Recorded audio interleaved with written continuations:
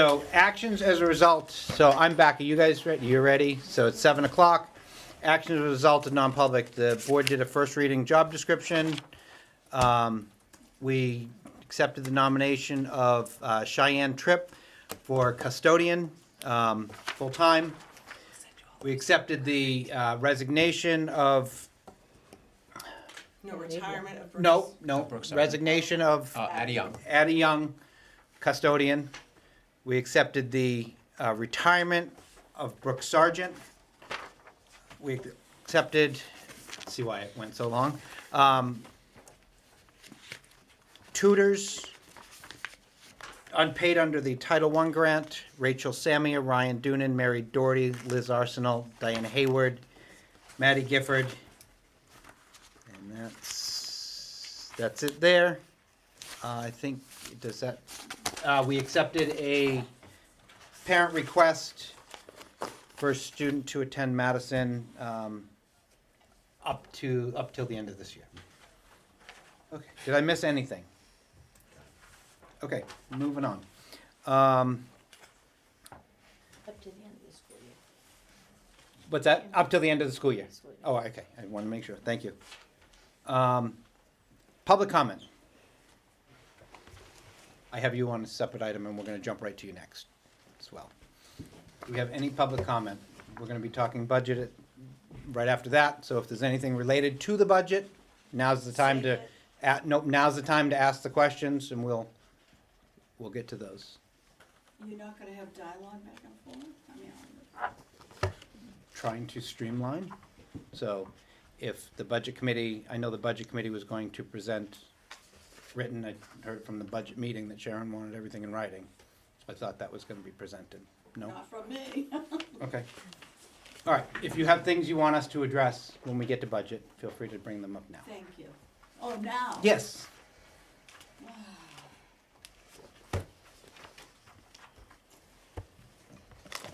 I think I'll wait till the end, Okay, because it may be answered, okay, fair enough. don't you think? I'm hoping. No others? Yes? I was just curious if there is a plan in place for potentially the section of playground that hasn't been replaced yet, to, when that does get replaced, to make that like an inclusive piece of equipment. We currently don't have any students with mobility issues, but if we did, the playground, while it's wonderful, isn't really accessible to someone with a mobility problem. That is the intent. In the section 2, when we did the first piece, that was, And if you'd like to put that in the budget, I have 3 quotes that could get updated. Thank you. Thank you. Others? All right. Motion to approve the agenda. Motion by Jeremy, second by Ed. The only thing I'm gonna do is jump up and take Mr. Snyder right up next, and then budget at 7 PM, which we're already there, so we're gonna go right to that as well. So that, as promised, to the budget committee, we would start that at 7 o'clock or as close to it. With those 2 changes, any other discussion? Seeing none, all in favor? Aye. Carries. Mr. Schneider? Yes, okay if I just sit here? Absolutely. Okay. Who am I? Why am I here? My name is Gordon Snyder. I live at 33 Witten Ledge Lane in Madison. I grew up in Connecticut and came to New Hampshire in 1974. Opened my law office in Raymond in 1976 and closed it when I retired in 2017. In Raymond and Stratham, I played basketball in the Raymond and Stratham school gym Sunday, Monday, and Wednesday nights. Stratham, I was given a key to the gym. We never had any issue. The games were open to all adults. No fees were charged. I stopped in 2005 when I tore a tendon. I started playing pickleball 1 year ago in the North Conway rec programming. And I went to sign up about 2 weeks ago. You had to sign up at noontime. And I was on the road, so I had my phone, not the computer. And it took me about 4 or 5 minutes to do it. By that time, I was waitlisted. So there's a great demand. I talked to 4 others in my neighborhood in Madison here, and they were all waitlisted as well. North Conway, currently, the rec department has 18 pickleball sessions, and they're all full and all waitlisted. And when I say 18 sessions, you've got a dozen people in each session. Conway Rec Program has 8 sessions, and that's all filled with a long list of waiters. Tamworth is meeting 3 times a week, right, currently it's Tuesday nights, 5 to 8, Tuesdays and Thursdays, and Saturday, 9 to 12. Those are pickup games, there's no charge. There were 24 people last Thursday, and really 18 is really about all you want. When you have more than 6 per court, then you begin to be waiting for at least half the time. They don't charge at Tamworth. The rec director there, Jeremy, says that there are over 450 slots that they've had this past year. So that's 450 people playing, but if one person played 20 times, that's part of the 450 slots. He says that's the most popular adult rec program they have. And so I filled out, I want to be able to play pickleball more. I've signed up for 3. I'd hope to be able to sign up for 4 sessions. And these are 2-hour sessions. North Conway Rec only allows you to sign up for 2, and the same for the Conway Rec program. You only can sign up 2. So they have a lot of people who want to sign up.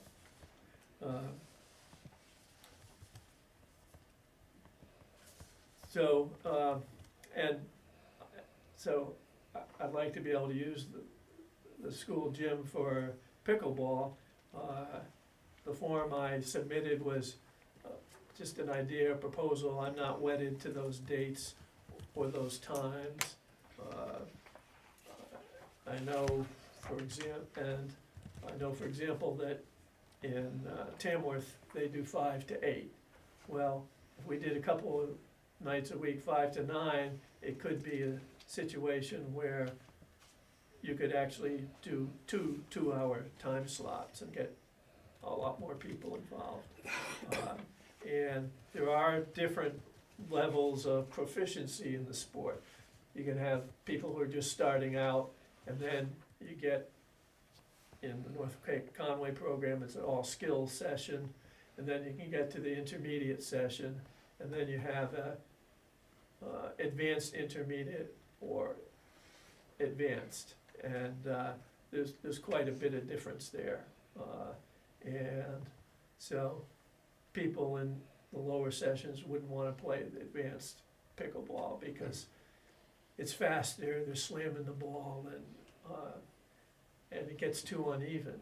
Where I just started out, I'm kind of at the intermediate level. Tamworth, over there, they're kind of intermediate to advanced. And the first night I went, I didn't win any games. Second night, I won 1. And usually in North Conway, with intermediate group, I'm winning at least as many or half or more at a time. If the people are advanced and they're playing winners, they don't like to have to sit because you're not hitting the ball as well. And the people who are beginning and aren't even quite at the intermediate level, they don't want to have the ball coming. So really initially what I would do with most of the people I talk to are intermediate level players. I think Jim knows Chris Olson and Richard Fortin. Yep. And they play. Richard's an intermediate player, and Chris is intermediate. Maybe he might be even a little bit above that. The 4 neighbors that I've talked to in my neighborhood are interested. It'd probably be 1 night a week. People have different schedules, and obviously the school schedule would trump whatever we needed to do. And if the rec department wants to sponsor the program and run it, that's fine with me. I'm not wedded, I'd really probably prefer to do that, but, and I'd be glad to assist and volunteer if that's what they wanted to do. I did email the rec director, and she emailed me back saying she'd be in contact with me, but, this has all been within the last 10 days or so. And I also talked to Kirk Sherrill, who is your phys ed teacher here at the school. And he was interested in the program and said that he'd also might want to play one night a week and be available to supervise that night. So, So, yeah, Jerry. I'm on the rec committee, I'm the chair of the rec committee, so I definitely think that this program should run through the rec committee. We actually, our gym is not set up for pickleball, we don't have the lines or anything. However, the rec committee did purchase, the nets and all of that, so we have all of the equipment outside of like maybe we have paddles, but maybe people prefer to bring their own. They generally bring their own, Yeah. but I'd probably have a set and some balls there anyway. So, So if you have the nets, as far as tape goes, what Kirk Sherrill suggested he'd like to do, he has some removable tape, okay, that wouldn't be, take up after each game, but what he wanted to do, he would like to be able to just put a small L at the corners on the floor. So, tape isn't very good for the finish. It's not gonna wreck the floor, but it's not good for the finish. No, but there are specific tapes, I believe, that they recommend for that type of floor. yeah, and I also actually think the set that we bought is a throwdown, so it will have those Could be. lines. Well, great. I have to Yeah, look at I'm it. not- It was, Yeah. but, so I definitely, our rec meeting is next week on Wednesday. I think what we would need to do is just share out, there's an after-school program that happens, so we have to be, mindful of that. Then when the play starts, there's the I stage. think if it goes through the rec, then Heather's that one that has access to, because we schedule everything with her anyways for rec events, so that would make sense to go through her, because she would know her basketball schedule. Yep. I mean, for us, after 5 o'clock, unless it's a play or something like that, but it would be Yeah, and when the more play's conflicting with rec stuff. going, it Yeah, takes like right up now, the the floor. the stage Yeah, is the- up, well, you're not we doing might that. just not play those weeks. Right, Yeah. yeah. Because, you don't wanna be running into the stage or No. have the balls go under the stage or anything like that. But yet rec could, as you were talking, I was thinking, geez, that'd be something to, not to push you down the road, but rec could handle. Yeah, and we want it. We looked for someone forever because none of us know how to play it. We couldn't find anybody to kind of get it off the ground. So I do think we should, Well, you've got Kirk, Chris knows the game, yep, I know some of it. I think you have some And professionals. with this gym, you're talking 2 courts. You Yeah. really can't fit any more than 2 safely in there, but two would work. so if you And so I'm would wanna glad meet that with you us have the equipment, Wednesday, that I don't have to advance it, so. Yeah. yeah, if you would wanna meet with us on Wednesday, or you don't even Yeah. have to meet with us if you don't want to. No, I'll be glad to meet. When and where? It's at the Lower Town Hall on Wednesday, When you say At Lower Town Hall, 5:30. I know one building there. Yep, so the parking lot, you can either go up and around or down, where the police station is down there. Okay. So when you pull into I've the only been parking in the lot, back. I've only when you been pull in into the parking lot, take that first right, and it's gonna Okay. drop you to a dead end, and there's a door right there. Okay. And what time is that? At 5:30. Okay. And we don't go into non-public, so. I think it was. Hey, look, as a lawyer, sometimes I've been waiting days or weeks on cases, so that doesn't, I guess the rec department can take it up whether they wanna give preference to Madison residents or open up to everybody, or whether they wanna charge any small fees or not, but that can be taken up, I guess. Yeah, we can talk about it then, I have a lot of But I- thoughts. Yeah. Just wanted to try to see if we could get Definitely. approval, and my idea was if I had to get something going here, I wanted time to be able to order nets, which might take me 3 weeks or 4 weeks to get in the mail, so that I wouldn't miss out for another couple of months. Mhm. Hey, I'm old enough, I don't know how much longer I'll be able to play, you know, you Right, never know. I was planning to play basketball for quite a while until the tendon tore. Ugh. Okay, Thank thanks. you. I'll see you. Yeah, Yep, thank you. perfect. Appreciate it and look forward to seeing it come soon. All right, so we're gonna jump to the budget. And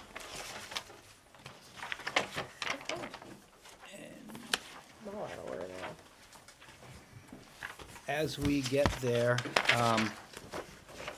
I did listen to the budget committee.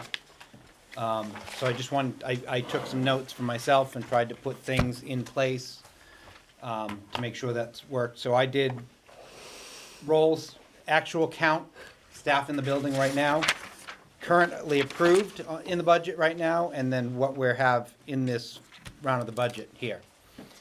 So, classroom teachers, we actually currently in the building have 6 classroom teachers. We have 8 approved in the budget. This is not, this is something I did for myself, based Oh, on okay. what they were talking about, and I'm happy to make copies too.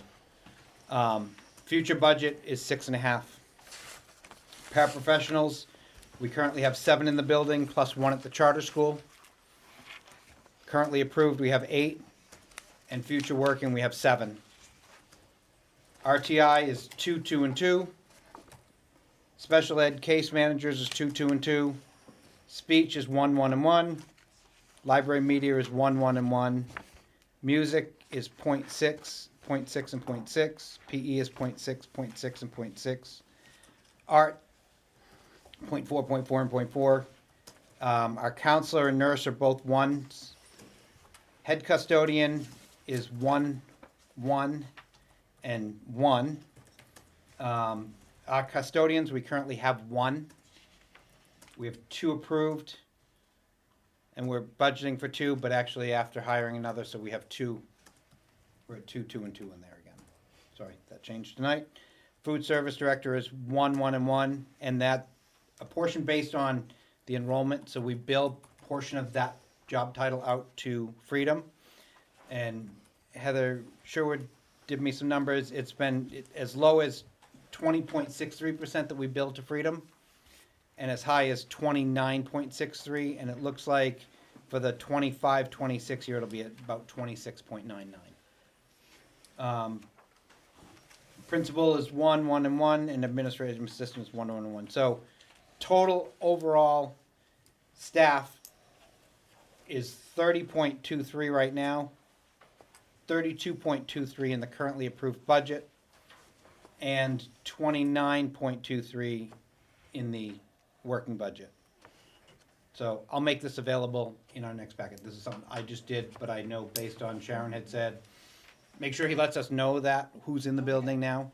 I did. Current health plan costs. A single health plan cost based on the CBA is currently $16,671.71 for a single plan. A single plus 1 is $33,343.41. And a family plan is $45,011.16. So, just before we got in any deeper, I wanted to let that be known. You have the first round of the budget here. So last month, we saw our default.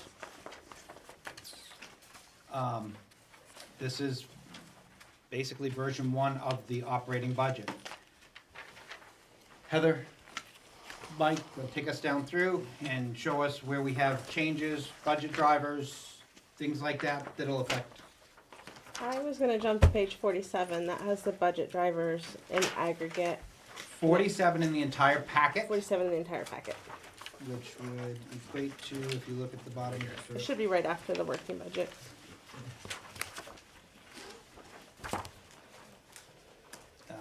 to page 20 of the budget packet. These are the- Okay, So I sorted the drivers by the, oh no, I didn't okay. sort them fully, but, the main ones are towards the top. So in the 300, it's purchase services or contracted services, Sorry, there's a one more change. page, Deb. It would have been added in. It is the Madison School District budget drivers for 26, 27. one in my packet was crossed out. I thought it was just mine till I found it slipped in somewhere else. Go ahead, sorry. So this is, this change is a decrease of 115,000. That is largely, or almost entirely, not quite fully, but a reduction in special ed transportation. We had anticipated an out-of-district placement this year that I think did not come to fruition. We still have some exposure for some transportation next year, but I lowered that budget with the anticipation that that would be sufficient, and if we had to, we could bolster it with some IDEA grant funding.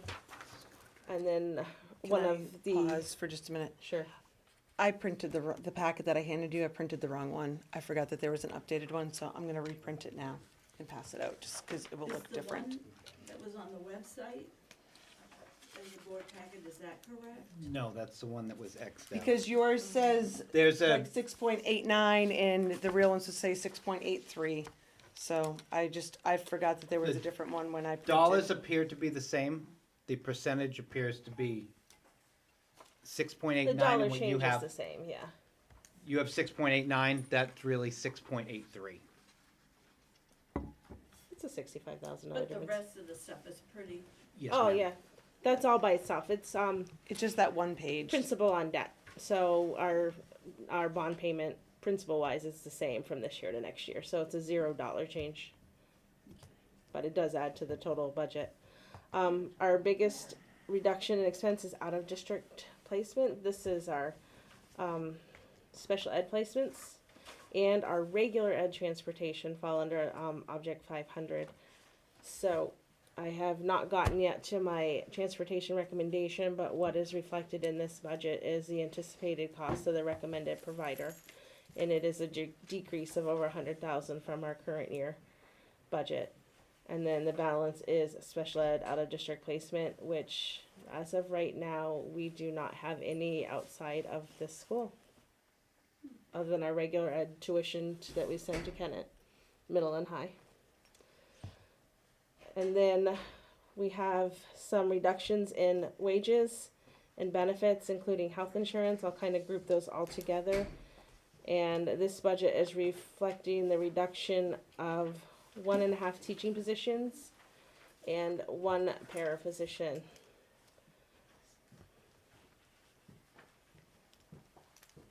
And then after that, there's a few increases. Supplies and books are up minimally. Leases, maintenance, and repairs. I would like to see repairs go away, but they just do not. Dues, fees, and transfers in the 800s. I would have to go look in that in detail when we go line by line. And then furniture equipment looks like it has an absolutely huge percentage change. It is the fact that we're on a default budget this year, so we have nothing in any of our equipment lines to compare it to. Because those were zeroed out. Those were zeroed Because out. of the default budget. Yeah. So then when we work through the budget does not go by object, it goes by function. So you will see wages and benefits and contracted services and all of these across every function. So the object puts it all together so you can see where the reductions are. And then we can go through the budget line by line. If you wanna, We can, yeah, at least function by function, function by section by section. And then, so overall, health insurance increase that's in the budget? Percentage-wise, do you know what that looks like? Just so we don't have to look at it every line and say, that's, Well, they're different. well, I understand that's a concern, we'll explain the differences. Okay. So health insurance all by itself in this budget is down 1.38%. That is due to census changes because within this budget, I have for CBA staff, the current plan, plus an additional 18% based on the guidance from school care. Okay, so there's currently an 18% increase in the health insurance for those who are still on it and taking it, per CBA. For CBA. Oh, I get it. And if you're not CBA, you cannot stay on this plan, so they're budgeted on the next closest plan, which is the Yellow Choice Fund 2.0, also marked up. I say 18, 16 or 18. I forget where I landed when I did this. 16. So the 16. non-CBA is A a different different plan. plan, because the plan that everybody is on right now is yellow, choice through school care, and that is sunsetting. If you are under contract, which our CBA is new, so they are under contract for 3 years, we can't change it on them, and they've agreed to keep it in place until that changes. Until the So- CBA expires. Tamworth teachers are negotiating right now, so theirs will have to change because they're in a negotiating year. So our non-CBA staff that have a health plan has to change because they're not locked under a contract specific to a plan. So all our CBA personnel will go with school care and an 18% increase, and I mean. That's if we, That's what's in this budget. that's what's in this in budget. this budget. That's how it is currently set because they're under contract. And they don't have to renegotiate, right? They can say, no, we want to wait for 3 years. That is correct. Okay. So my question is, are we looking at alternatives? We are looking at alternative healthcare options, yes. Okay. Heather's been doing a lot of work on it, I know she is. and really trying to dive in to find the best for not just the town, Correct. but for the staff and for everybody that it covers and those that pay the bill for it. So yes, she's working. And just from the budget committee's perspective, they're trying to sort of, if we can all be on the same page, they went over town employees' health benefits. And I don't have it right in front of me, but a family plan for the town employees is $31,000, and we're looking at 45 here. Correct. So, I'm just saying, and again, the thought was, we need them to, as an employee, contribute more, because here it's 12%. I believe the town potentially moving to 8.5, hoping, the budget committee's recommending 10%. You know, in other words, all employees, you know, town, school district will pay a certain percent. Let's hope we bring it up to the average, it's 14% nationwide or whatever. And then again, looking at health plans,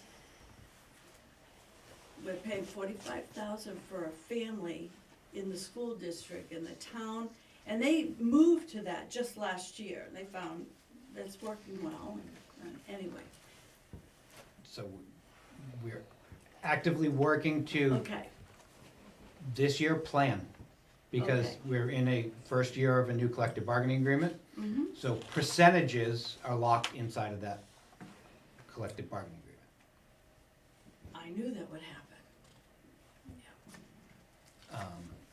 Okay, and so all non-CBAs have a different plan, different pricing, and that's why the numbers are different when you look at it. That is correct, and Okay. there's a different, All right. there's a different cost share as well, Okay, based on the agreements in which they have. So they're the non-CBA policy that we have, mm-hmm. and then the contract, the principal's 2-year contract. So, do the non-CBAs pay the same percent? Because I know that was. Currently, they are not. They are not, and they do get the benefit of a dental plan, which I heard come Okay, up. that So was see, my I'm gonna next talk to question. that for you. They get the benefit of that. And that was something that was written into the policy, which was done 2 years ago? Tell me when? 2 years I ago? think it was 2 years ago. Yeah, 2, maybe 3, but 2, for sure. So that was a policy. So they don't completely align, no. But they are slightly different. Okay, so backing up, there are many things in the CBA. Mhm. Well, not many, there are a few. This is a bone of contention for me, since we're talking about health, the health stipends. All right, by contract, there's a certain percent if you don't take a health plan, Correct. correct? Yes, ma'am. All right. I've never been in agreement. I've sat in many union meetings saying I don't agree. I believe people, if I'm a single person and I get covered Can I what stop I you for need. 1 second? All right, Because I think that's changed. After listening to your meeting, I think I can address this up front. There is one stipend. If you do not take, Across the if you board? do not take health insurance, okay, you get a percentage stipend, that's it. If you are a single person and take a single plan, you get a single plan at that rate. You do not get a single plan plus a percentage of the difference of a single to a family, which used to be in there. So you get what you need, but you don't get a benefit above and beyond that. So if you opt not to take insurance, so, Do you want me plate A. to read the language? Sure. So I think, because I think after listening of how it was going down, there's no longer that plan for, I take a 2-person plan, so I get 10% of the difference between the 2-person and the family, Yeah. which is what it used to No, be. you get 10% of the 2-person, correct? You no, you don't, you get A flat. a flat. That's- Not something you wouldn't be eligible for. So if I'm a single person, I would never be eligible for a family plan. So you just get, everyone gets the same thing regardless of, You get the plan that you need, but you don't get a benefit for taking that plan. And part of the discussion a few years back when this was negotiated was, a lot of staff come in, single people, and they take a single plan for 1 or 2 years, then they marry, they Yeah, take on two, 2, and then family, family, and then as they get older yeah. they start ratcheting back down. Right, So it balances itself out. right. And it was one thing that always got me, it's like, why are they getting a benefit? Why is there a benefit for Right, taking a 2-person plan when that's all I need? right. No, and I understand, and I understand it's much easier to pay a percent of whether it's a 2, 1, whatever, but the rate goes up every year, so the percent goes up every year, correct? Correct. Percent stays the same, the dollar amount may go The up. dollar amount may change. Okay, And I will say that ours at a percentage is still less than other districts in the SAU, I their know. dollar amount. and I guess in theory, I don't agree with it. If you don't take our plans, and I know you save a lot of money by not taking our plan, so I get that piece of it, but I'm just opposed to the amount and as it increases because your insurance increases. So having said that, I don't agree with stipends. Give everybody $4,000 or $5,000 and say, thank you very much, have it, it's going up quite a bit, the stipends in this particular, Even Because at a if- 16% increase, the house stipend next year is half the cost of a single plan. So I would welcome somebody taking the stipend any day over accepting insurance from a financial point of view. even a family plan? And that's what we just oh yeah, said. Yeah. So absolutely. any eligible employee electing not to participate in a plan through the district's health insurance shall receive a stipend.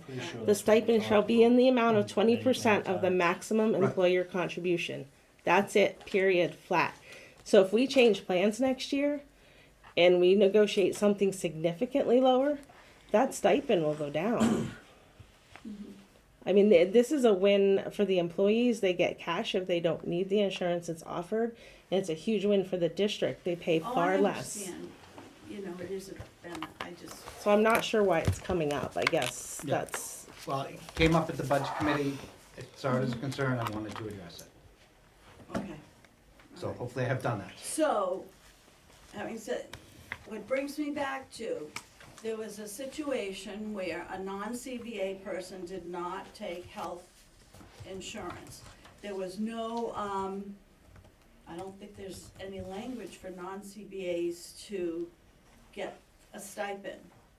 But at the time, it was compared, well, if all our other employees, It is now written into the policy, okay. Mhm. All right.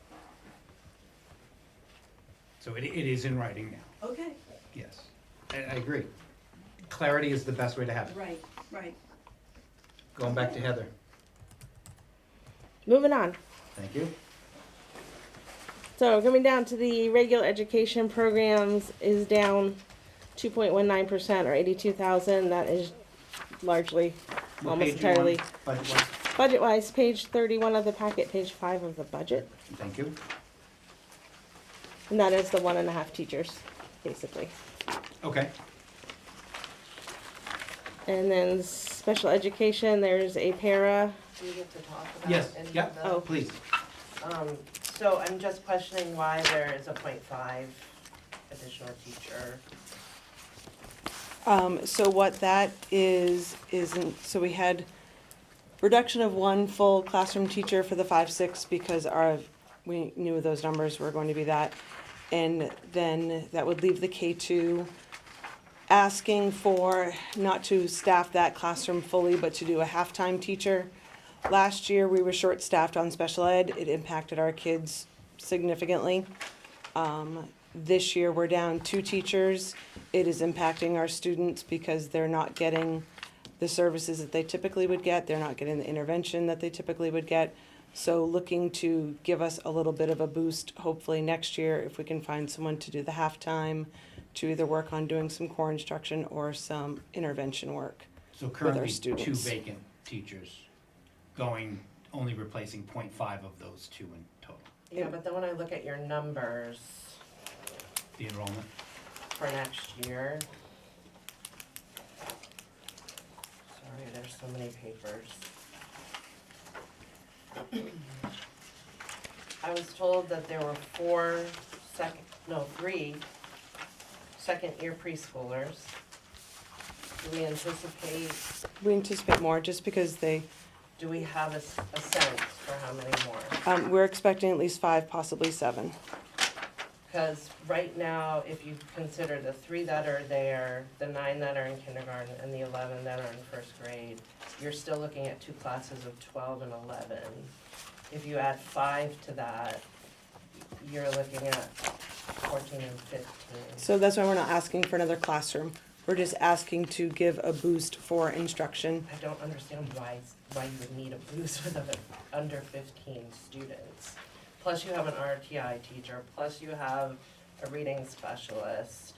I don't especially looking at the other numbers, you'd have 13 and 13 in 3-4. You'd have 14 and 15 in 5-6. You have no class that would be above a 15 student class. I don't understand why there would be a need to increase. We're gonna have fewer students next year than we have right now, and we're doing it with 6 teachers right now. But we're not doing it well. I think people need to understand we're doing it, but we're not doing it well. So you can make anything work because you have to, and that's what we're doing, and our staff are working super hard, and What is your highest class size we are right at now? risk of burning out staff. What's your highest class size right now? Well, if you look at the enrollment packet, we have 20, 27. 20, and that will and go we have down 2 to students 14 and coming 15 into next 6th year, grade right? next Hold on, month. what? That will go down to 14 and 15 next year because we have 27 students moving out of 6th grade, correct? yes, says 27 moving out of 6th grade. So we're gonna be going from like 102 students to 80 83. something. So mid-80s, yeah. We're dropping 20 students and we're adding teachers. I do not understand that.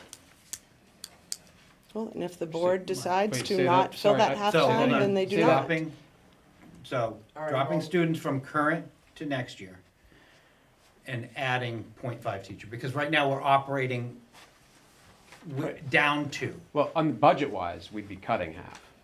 We'd be cutting No, 1.5. and- 1.5, but I'm talking about But, that. but in the position. building now, This is- physically here, This is their enrollment, Yeah. current. one conversation here. Thank you. So, next year, we'd be down the number of students we have currently. Why can't we do it still down those 2 positions rather than hiring a 0.5 is what the I mean, if we question- had 3 people out, we're Yes. gonna, if we had 3 teachers out, but we're still gonna do the job the best we can. I think what Heather's trying to say is that we did this out of necessity, not because we planned for it.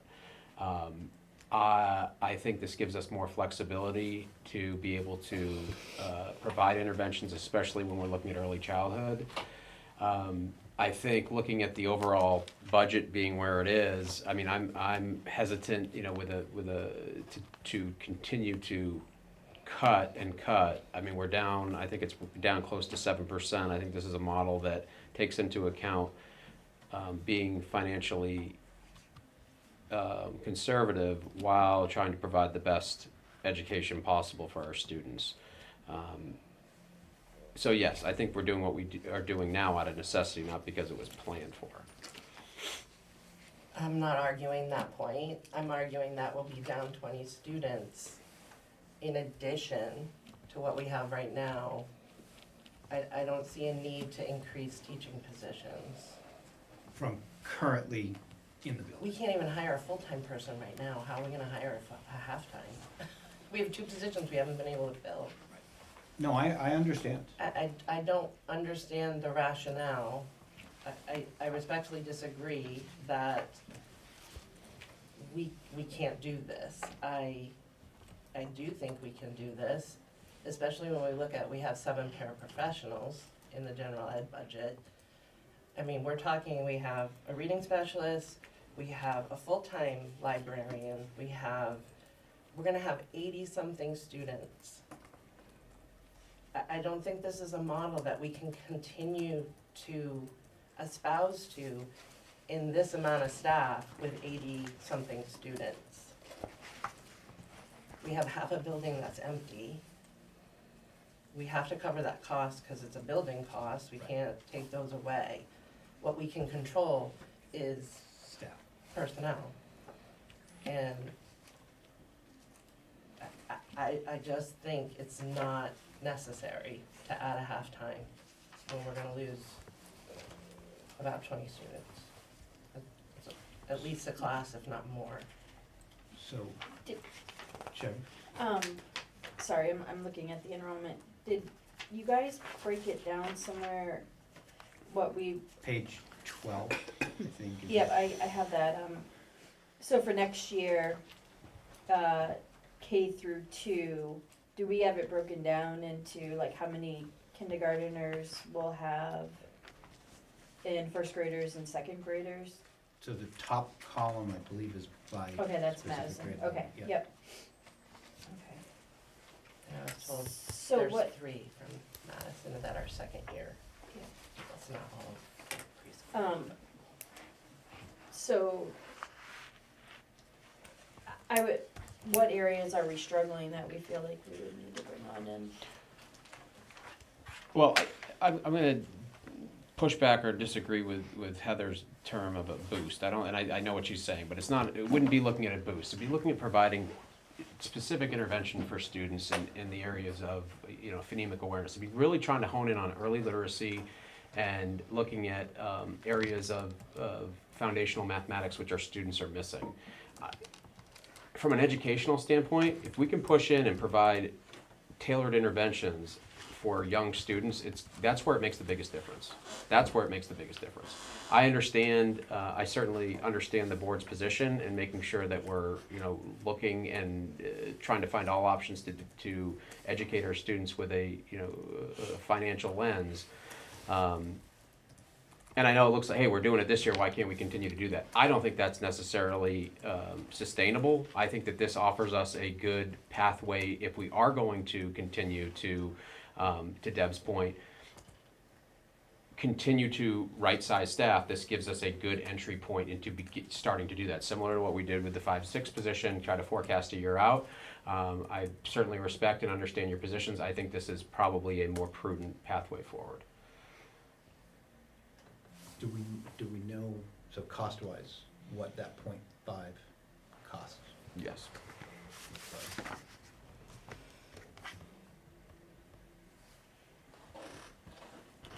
Go ahead.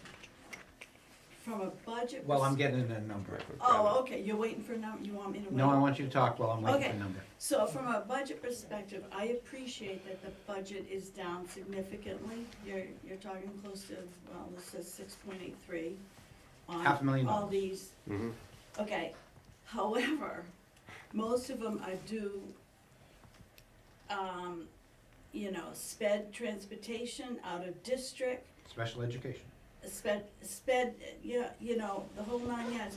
It does say there's a decrease in wages, however, if you took out the teachers, the staffing, that Which we you did take can't 1.5 hire. out. So far, yes. I guess my point being is, the budget overall, when you go through it line by line, the majority of the increases are wages and health insurance, okay? So, if you wanna stay within a certain percent of wages and health insurance, you're well above, I guess is what I'm trying to say.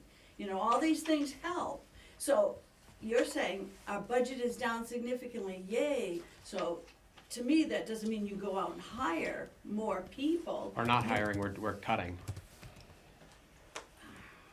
We're cutting. And I will say, I wanna make a point. Insurance is up over 16%. Correct. We are in a time when CPI is up over 3%. I mentioned this budget to one of my fellow, not by name, but just they were astounded. They almost fell over in their seat. The fact that this team has been able to do that work. That's incredibly hard work. The other part I want to mention is part of the reason we've been able to save, to your point, Ann, save so much money is out of district placement. We've been able to keep those kids here and do a really good job here. And we don't give up on kids. We want our kids to be in Madison, and that has saved a ton of money. And if we keep, our philosophy is, hey, we're always going to do more with less.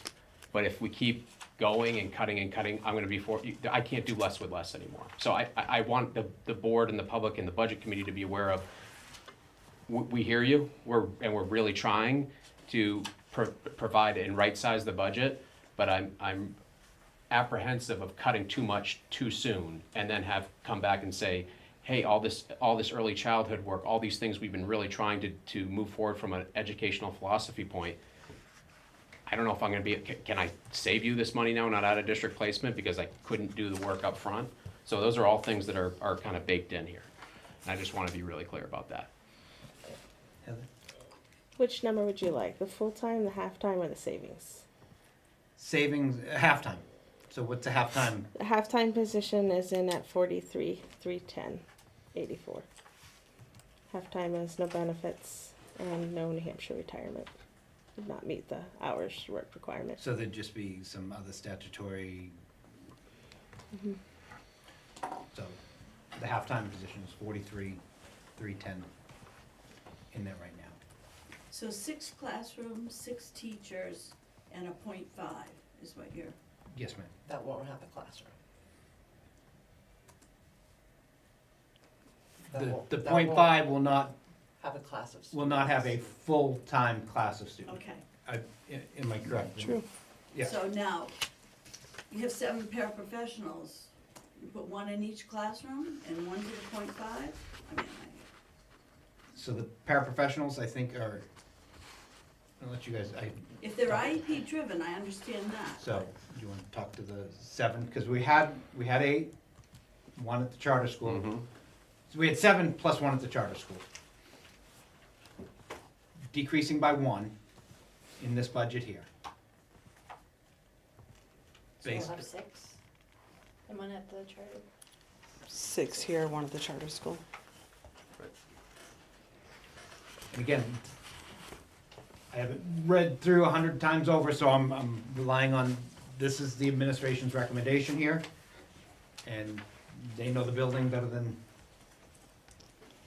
so that's where I'm at in here for staffing. Now, there will be some changes, increases here as well, because we had an early retirement tonight, so there should be a There will be a benefit involved retirement in there. stipend to be added. A retirement stipend to be added.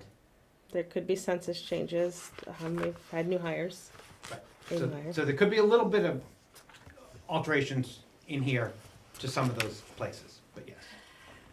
I'm gonna keep moving forward. I still have more Go ahead, questions. go ahead, no, that's, Because if we're in the general ed, that goes to art, music, PE, yep, right? I did briefly look at the charts schedules that you included at the end. To be honest, it's confusing. Media specialist comes in a different line item. that is its own separate, Okay, so Correct. I'll wait to talk about that till we get down there. okay? But the paraprofessionals are in this section that we're That is talking correct. about? Okay, so I guess would like to know currently how the paraprofessionals are used. Do we have some that are specific to students? Cause that's not something we wanna play with. Yes, we have hours that we need to fill to meet student IEPs, and so that is based, so the staffing that's in there is based on those IEPs needs. Now, it's scheduling wise, it's one of those things where not all kids are available, so if we don't have someone that's available to be serviced by a para at that time, then they do just general support, because some kids get pulled quite often and it's hard to schedule that, but we do our best. But they're working with kids the entire time, and we prioritize IEPs first and then RTI second. So they'll do RTI, whether it's some carryover activities from the special educator or from speech, OT, all of those are servicing kids. They're not, I don't know how else to say it, like that's how we schedule I them. guess I'm looking for, in my experience, one-on-ones that are tied to students are listed in an IEP. They're not servicing students, they're a support that's listed in an IEP that a So- student has available, and typically they're done full days. So is that something written in stone that it has to be done that way? Yes. That would, Our IEPs, if they need a one-on-one, then they do, but we do least restrictive environment, so it's not typical to do one-on-ones. We do have a student with a one-on-one.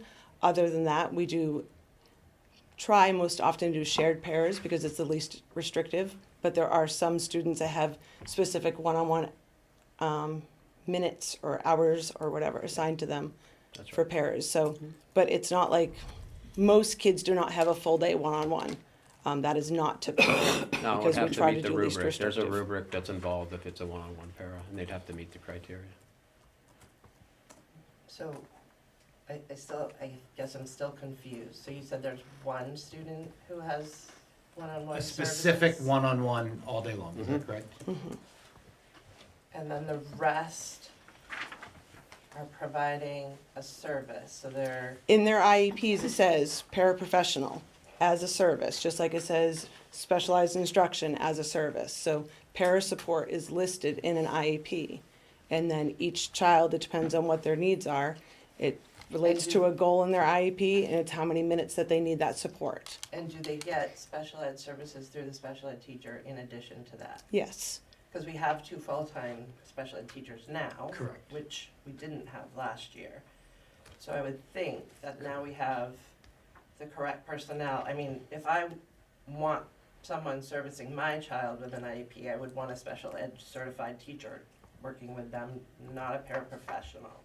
So I think that's where I'm trying to make a distinction, is who's providing services, and if paras are providing services, I as a school board member have an issue with that, because I feel like that would be a certified special ed teacher's job The to case, provide services. the case manager will provide services and work on meeting the IEP goals. The paraprofessional is used as additional support that may include in the classroom.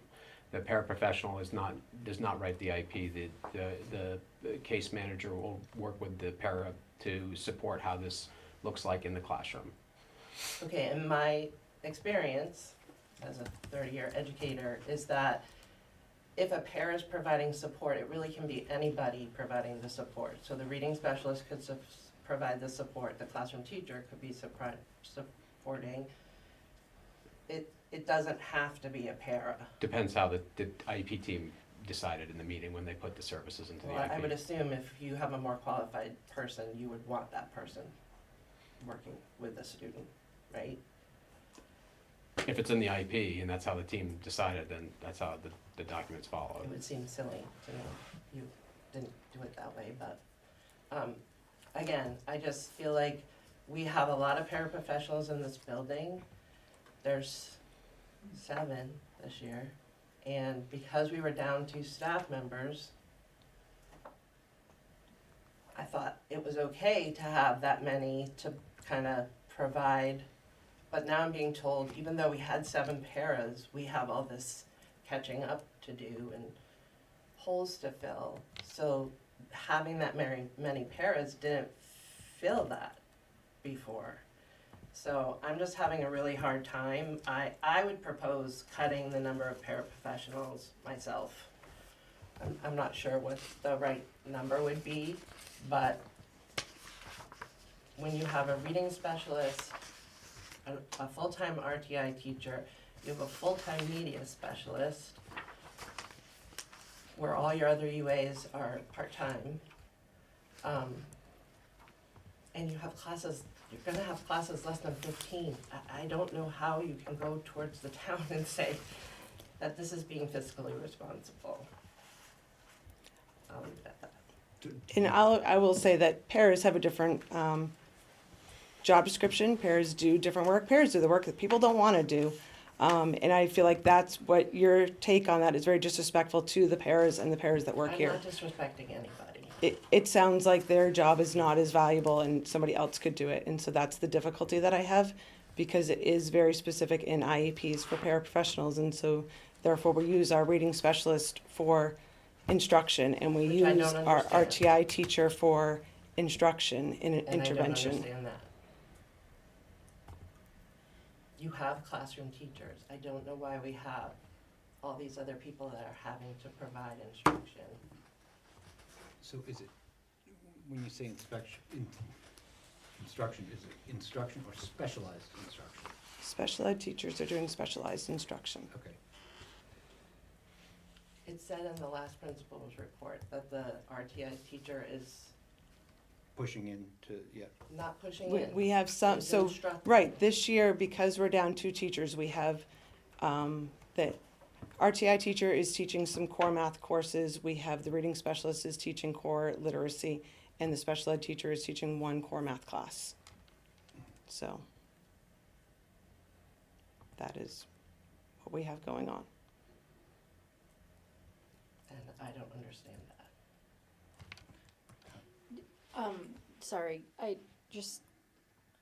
know that you guys know my stance on combined classes and hearing all of this. Like, I also am someone that doesn't like to put a price tag on education, so, but I just sometimes wonder if we would need less of the push out to this person and that person, if our kids were with their grade level, age level.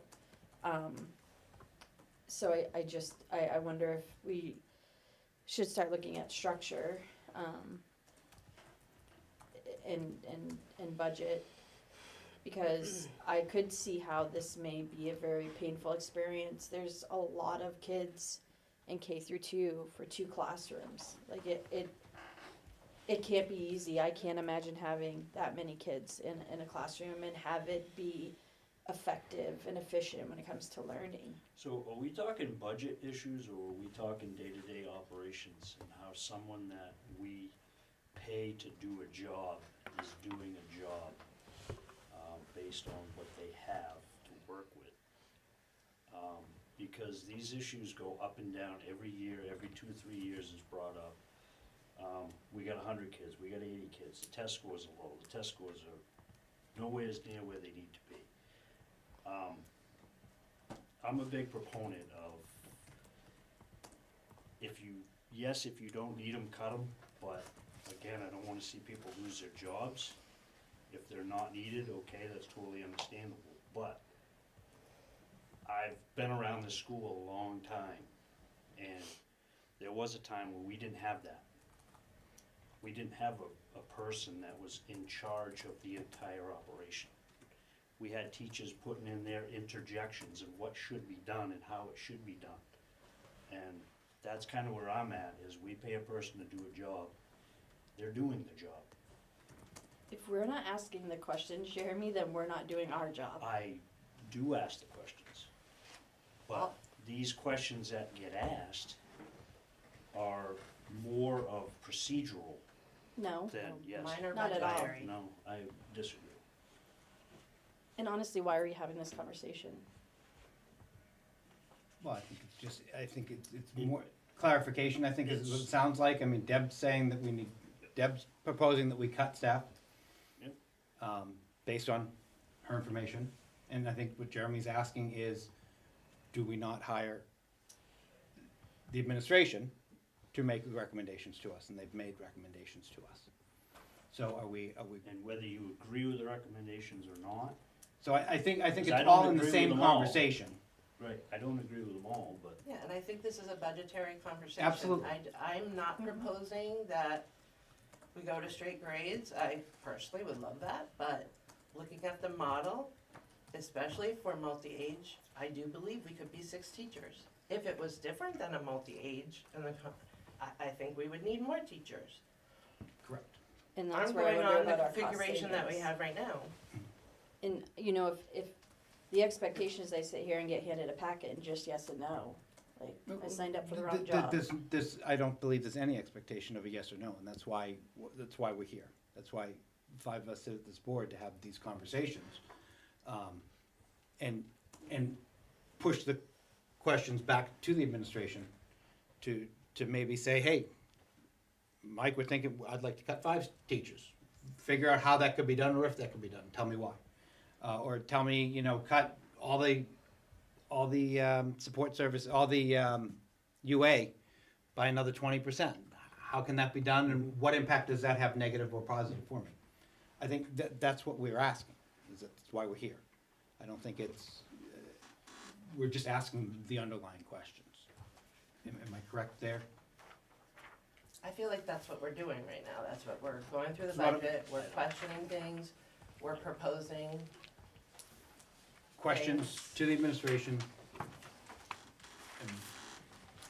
and how they're working, and maybe moving forward to see how we can do better.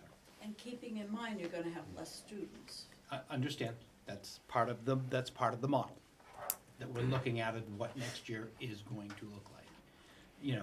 Guesstimating what we have for incoming, based on what we know in the preschool currently, what is outside of our preschool currently. There's some guesstimate work there. Knowing what's in the pipeline for maybe older grades. I mean, last year we talked a little bit about, we had potential of some students moving in mid-year. That has come to fruition, if I heard correctly, 2. We have 2 6th graders So, coming. there's some stuff that's in the pipeline, but I think having all that information to be able to make an educated decision is the best way to go. Right, and I think currently what's happening with this year is very different about what we're talking about for next year. Is that, I'm not saying this is the best model this year. We had to do this because we had to. But I'm looking forward. There is big changes happening next year Yep. with student population. So as much as we wanna congratulate us for having a lower budget already, it doesn't mean we have to stop. No, and to the same extent is we get into those years that we're saying, guess what, we're already up 4.5%, Right. but we need it. Are the departing sixth graders a heavy stress on the paraprofessionals that are here in terms of hours? Not significant, Just given the size of the class, right? to Deb's point, leaving at whatever it is, high twenties, mid twenties, and the other one coming in at 11. Hours wise, it qualified for 2 for K2, 1 for 3-4, and 2 for 5-6 to make it work For next year, for next year, For next- looking at current IEPs that are in place. So what was that? 2, oh, and that doesn't include the one-on-one, I'm sorry. It's 2 for K2, 1 shared between 3-4, 2 for 5-6, and then a one-on-one. So that is 6. You have 7 in the budget because we're also budgeting for the charter school para.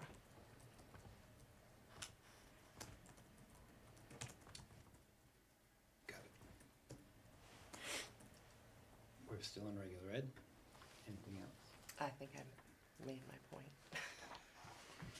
Anybody else? So what do we need to do if we want to alter this? Can make a recommendation to cut. Can we, I know it's overall, it's a bottom line budget at the end of the day, it's whatever the number is at the bottom of the sheet. Correct. But do we, as a board, if we say we wanna cut half a teacher, do we say whatever? You tell me, bring back a budget. Yeah, you make the Yeah, line. so we, Teacher gone. here we could, tonight, you could make a motion, you know, I'd say I'd like to cut that .5 teacher. And Heather said it's roughly about $43,000.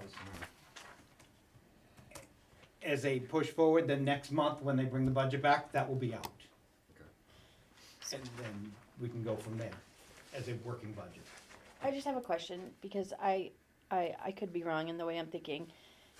We would make those recommendations tonight, because I thought tonight was the night for discussion. Like, we're all here together, we're all looking at this together, and then we can go home and digest it and come back with like, okay, like, this is how we're feeling. Like, we probably should cut this, or we probably should keep this. Like, I thought that was what tonight was. So every meeting is those discussions.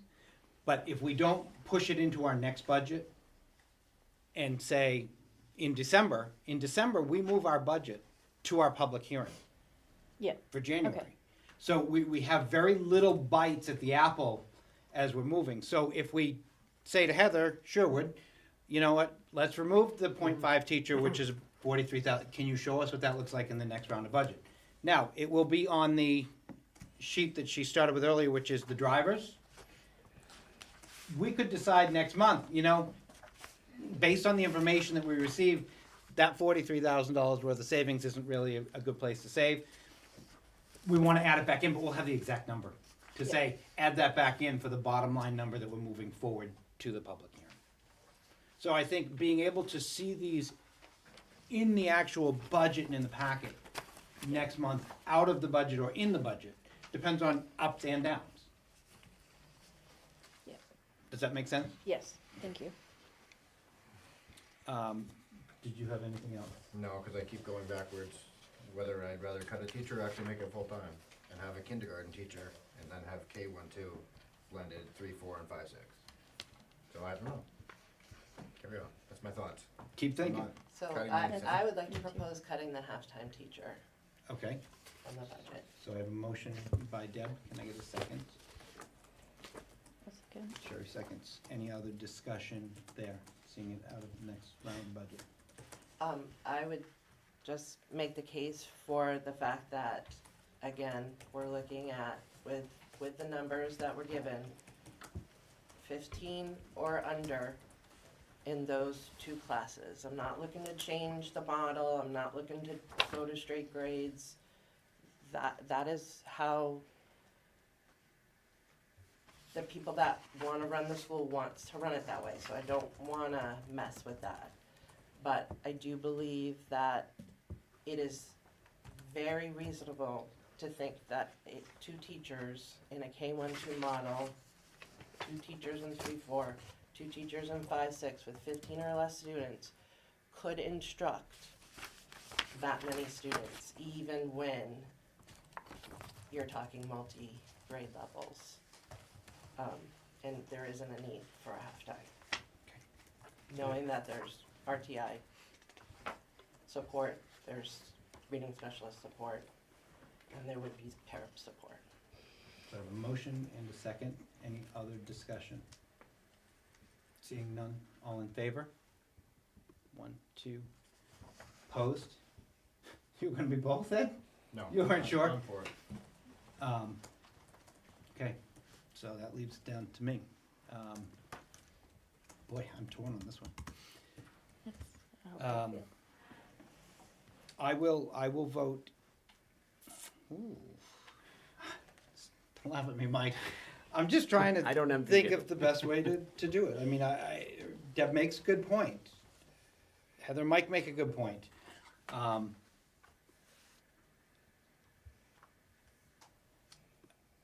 Gonna vote against this motion at this time. So, that motion will fail. I voted against it. I had- I voted I had with Devin. 2 in favor. No, Sherry voted against it. Oh, you voted against it? Yes. Okay. Yeah, so it was 2 in favor, 3 I opposed. thought you voted for it. Yeah.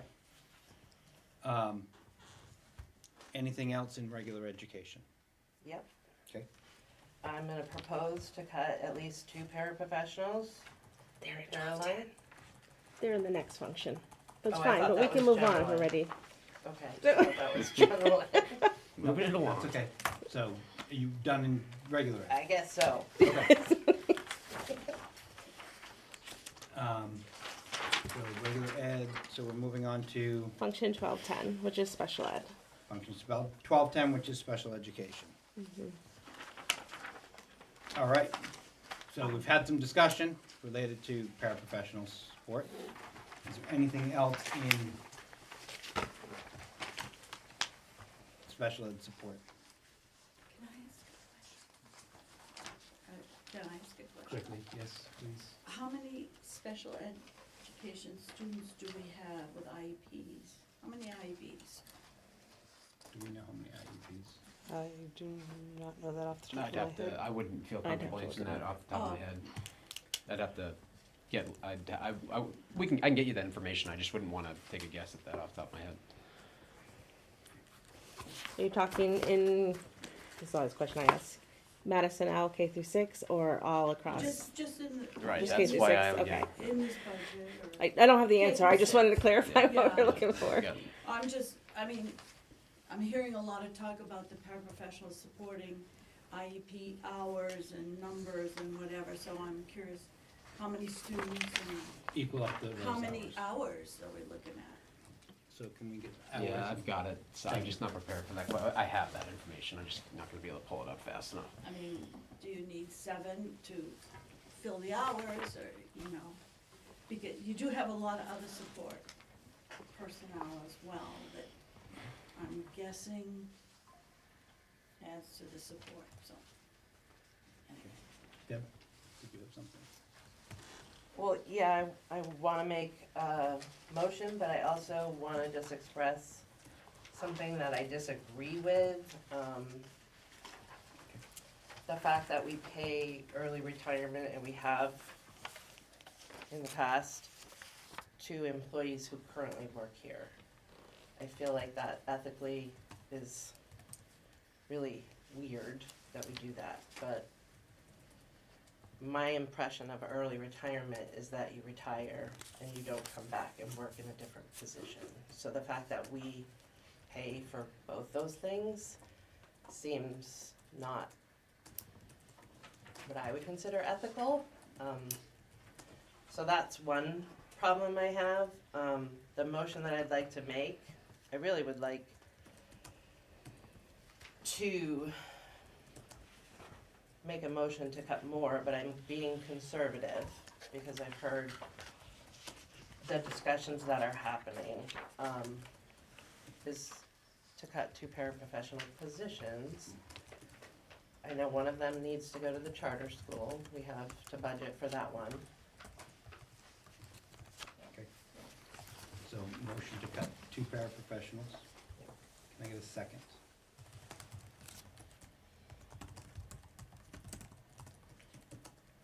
With no second, it would fail with no second. Any other discussion here? Your discussion is heard. It's not left on deaf ears, but we're gonna move on.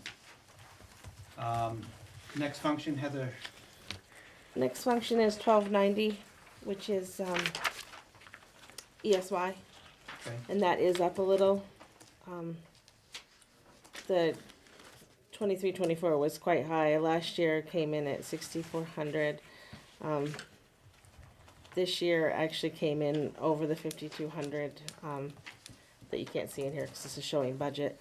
But typically Madison has the best attendance in the ESY, which I think is a good thing, but it does mean it costs a little bit more. Okay. What, do you know what our average attendance is? Sorry. For ESY. No, but I would say it's easily 3 times Freedom and twice of Tamworth. It would have been in one of your previous board packets, probably an August board Yeah, packet. yeah, Okay. There would have been a I'll report look back about that. I'll make a note. And ESY is Extended school year. not special ed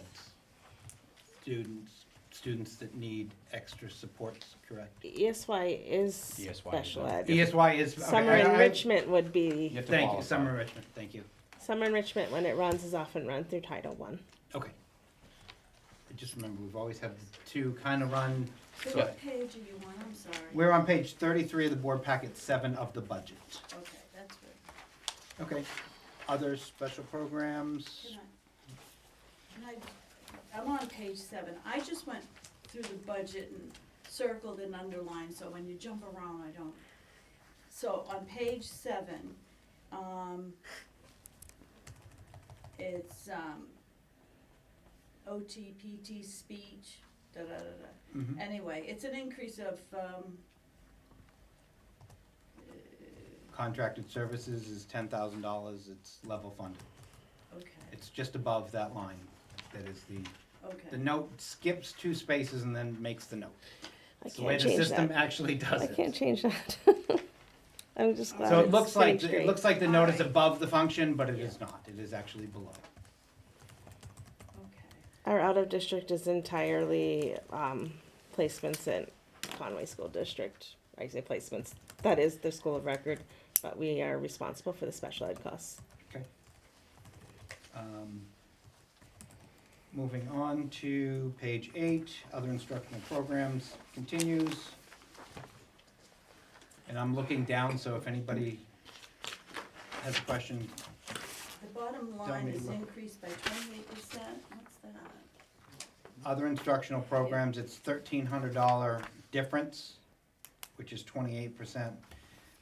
Looks like there It's is. an additional stipend for drama, am I right? Okay. So that is function, top of page 8, It's a plus. first function there, it says other programs, 1,400 next to it. Okay. All right, moving on, co-curricular activities. Anything there, then we go into the Office of the Guidance. Everything there, no changes there. Office of the Nurse. No changes there.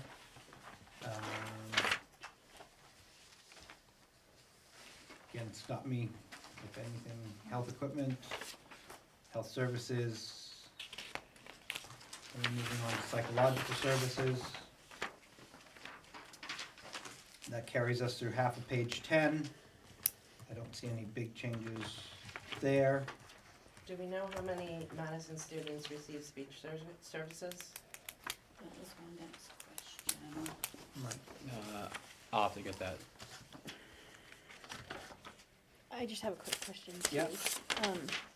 I noticed so you guys were saying that we had a high rate of students that show for ESY.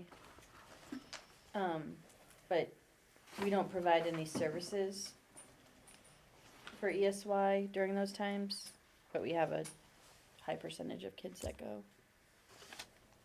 So, services provided to ESY students, where were those budgeted?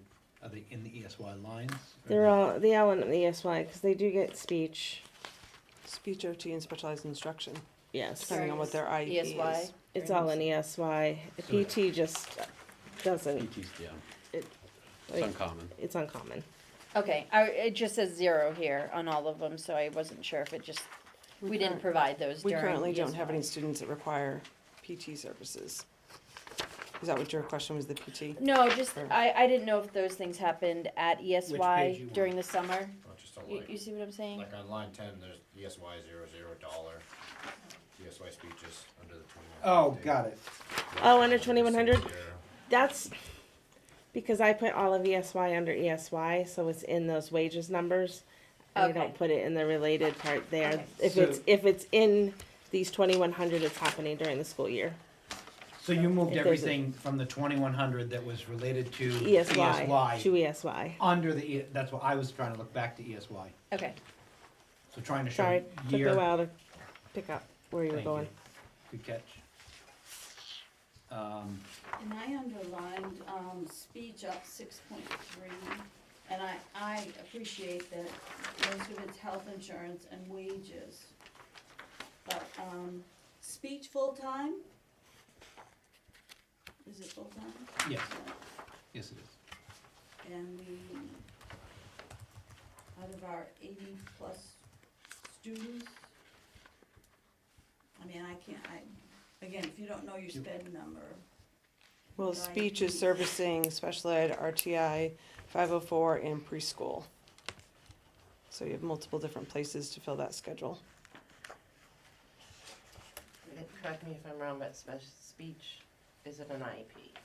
Speech is written into IEPs, but they could also see on a response to intervention where they could see students. But that's not a have to. But It's not also have to. in 504s, which are a have to. So we do services in Typically, 504s. services are not listed in a 504 plan, but accommodations, am I right? correct. To a major life activity, and there could be something in there such as speaking or listening that it could be, it's uncommon, Right. but it could be.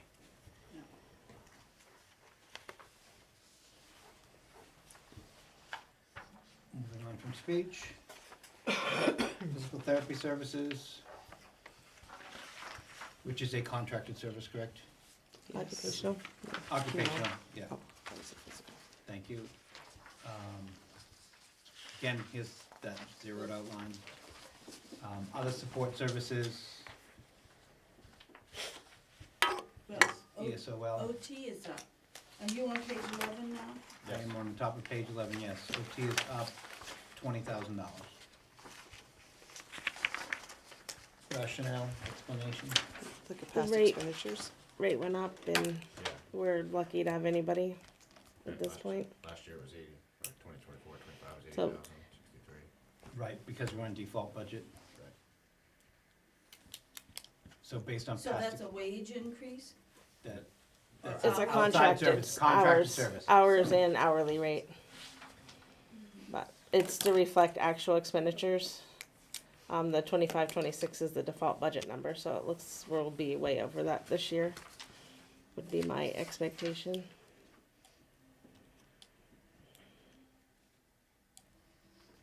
Okay, moving on. Other support services, improvement of instruction, which is your tuition reimbursement, instructional staff training, And the ones that are down are often, the courses are online and cost less than in person, and if they're online, it eliminates the travel.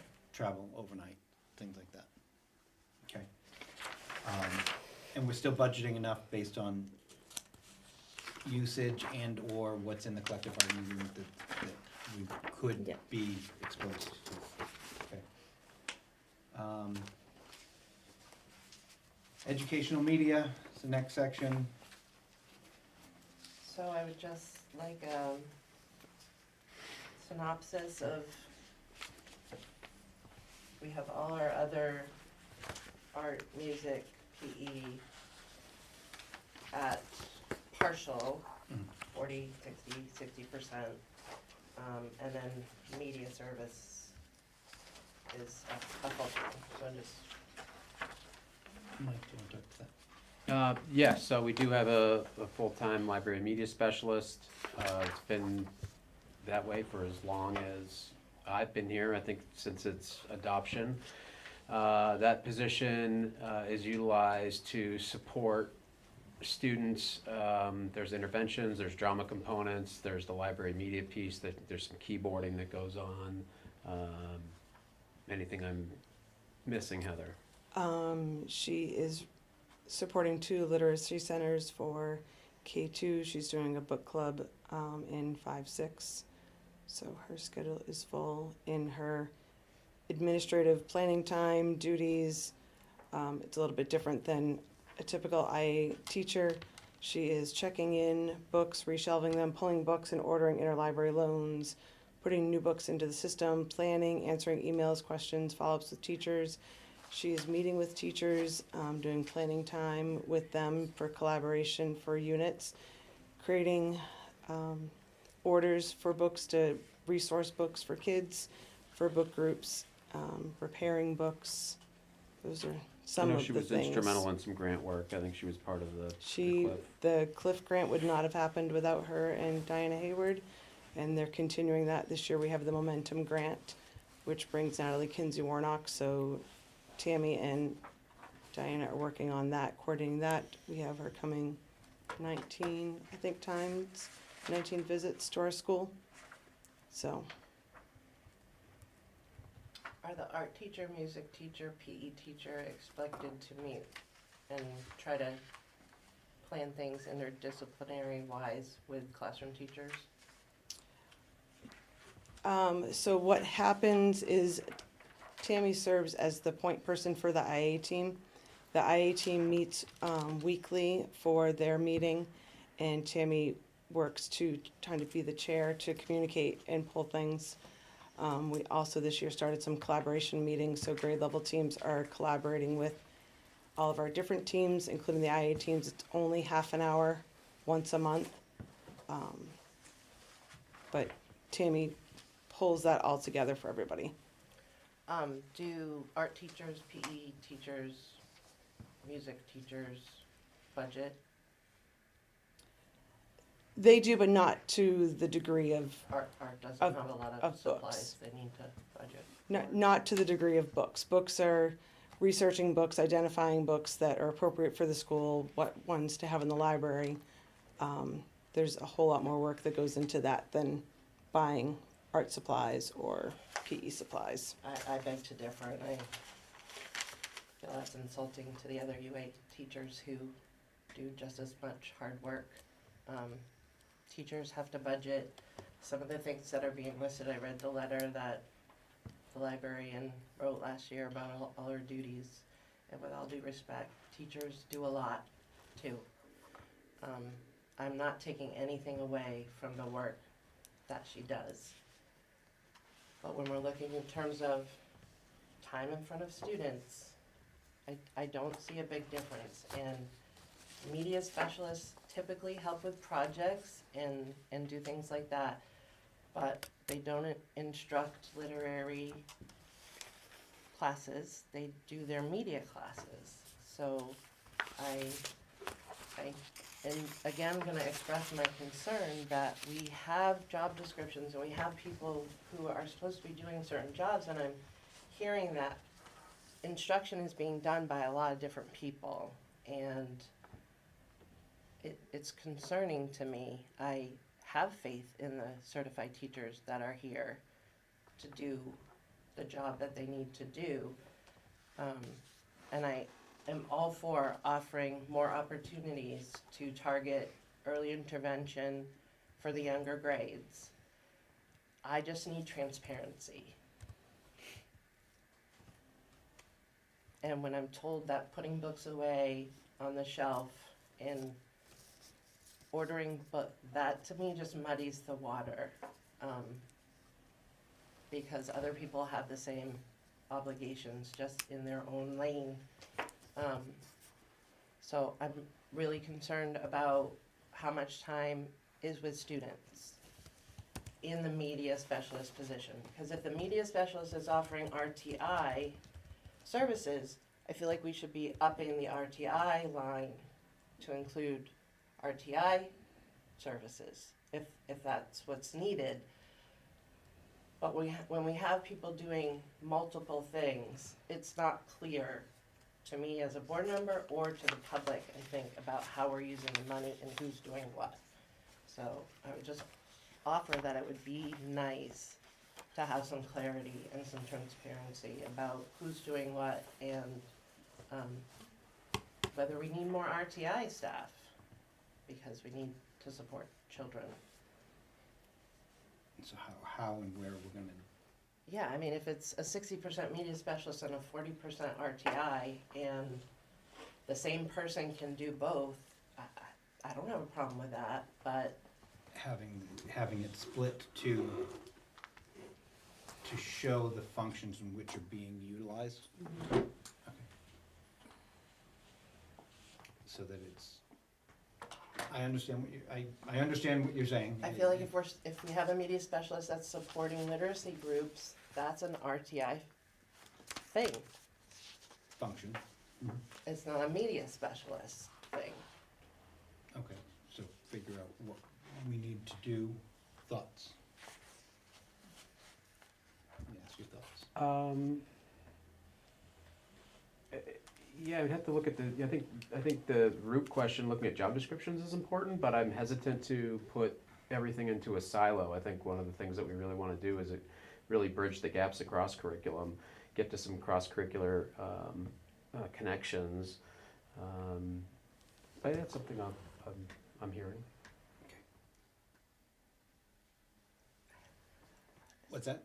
I have one more thought. If it comes back out, just, if it returns, just bring it up, even if we've moved on.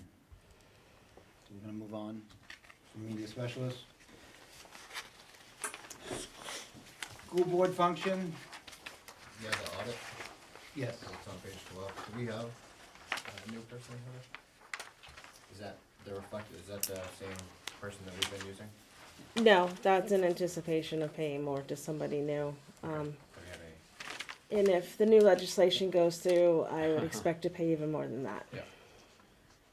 Because they want to have all audits done within 4 months of the end of the school year close. And we're having a hard time finding an auditor. And So, now with this legislation potentially it going speeds up the through, timeline across the everyone's gonna be state. trying to do it, and there's Yeah. like 6 auditing firms. There's not that many. I was trying to be optimistic. Okay. Good optimism there. Thank you. And this is a GASB year, so This that's why is. that's at $2,400. Alright, I'm gonna ask a question. Yes, Going back to, the point about the media specialist. yes, Is RTI in the regular teaching category? Yes. yes. The RTI Yep. position? Yep. So Yep. in theory, you could put say a 0.4 into that, and then just split the wages among that person? Correct. Is that what you're talking about, Deb? I think if that's what What that what that the person's person is doing, doing. that would be more appropriate, I think. It would be more transparent, I guess, But- is what I Is she just doing it this year because of the lack of teachers? Does she, I don't know. Does I'm she- just talking about the budget. right, and I'm just saying budget-wise, because we are down teachers or staff, that these other folks are stepping up But I to think do she's- other things. But next year, she wouldn't be expected in this budget to be. I can't answer that question. I no idea. Yeah. No. So that's a question you can Yeah. come back next We'll week. look, yeah, we're happy to look into that. Thank you. Other, No, that's it. Sorry. It just Nope, came to that's me. fine. Just had to go back. All right, other school board expenses, nothing there, moderator services, school district clerk. we're gonna sit right on this line. Pays a lot, pays $250. No, it doesn't. 1,400. Right there.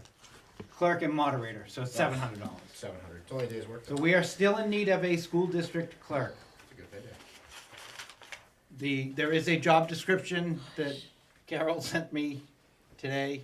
It's out there. Please, if you're interested in being the school district clerk, it utilizes some of the same job description as the town clerk related to elections, making sure everything in a timeline. So it's really end of December, beginning of January, through the vote. It's taking minutes for the deliberative session, annual meeting, and then making sure the ballots are printed and ready and done. And then the count at the end and or recount after that, if needed. If you guys can't find anyone, I said If I we- would step up Yep. and do it, so You should. if it's not a conflict of, I know you guys were looking into that, but, Yeah, I don't, can you just make sure that, I mean, I if don't somebody know that- fills it before then, but I'm just so saying, if Sherry's nobody saying she will does, step up, I will but help would out. really appreciate somebody else coming forward. Yes. It's really Are hard you to zooming in? participate in a meeting and take Yeah, the that's, minutes, that's the just biggest ask me. thing. I Oh, think we'd be able to you're do right, it, but it'd just be 1000%. hard to do from that Yeah. part. Yeah. Yeah. I'd have to really multitask. Yes. That might be hard. But, so yes, it's out there, please step forward if you're out there and would love to help.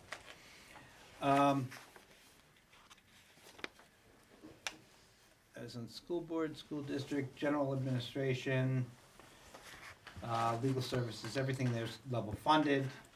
Other school board expenses, just up $300 based on, looks like, NHSBA raised their dues. yep. Office of the principal is next.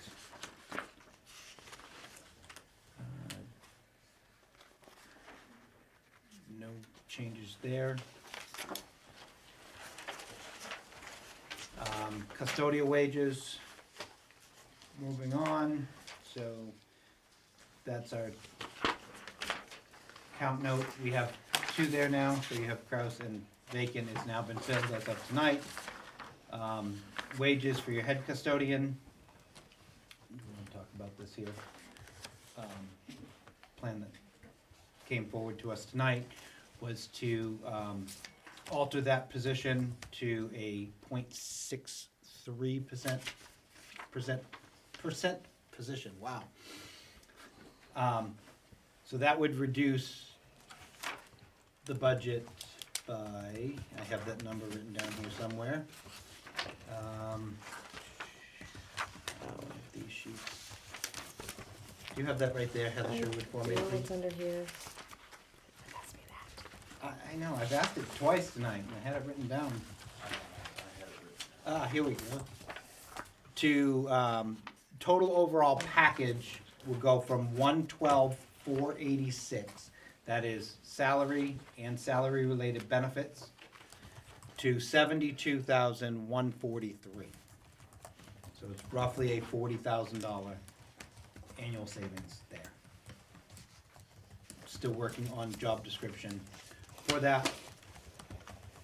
But I will entertain a motion to reduce the custodial lines to reflect that change to a Oh, 0.63 yeah. position. Motion by Ed, second by Jeremy. Any other discussion there? Seeing none, all in favor? Aye. Aye. Any opposed or abstaining? Excuse me. Yes. Could you tell me what was the percentage of the job? 0.63. 0.63. Basically 5 hours a week. 5 hours a day, sorry. Wow. Take that job. Sign me up. All right, moving down.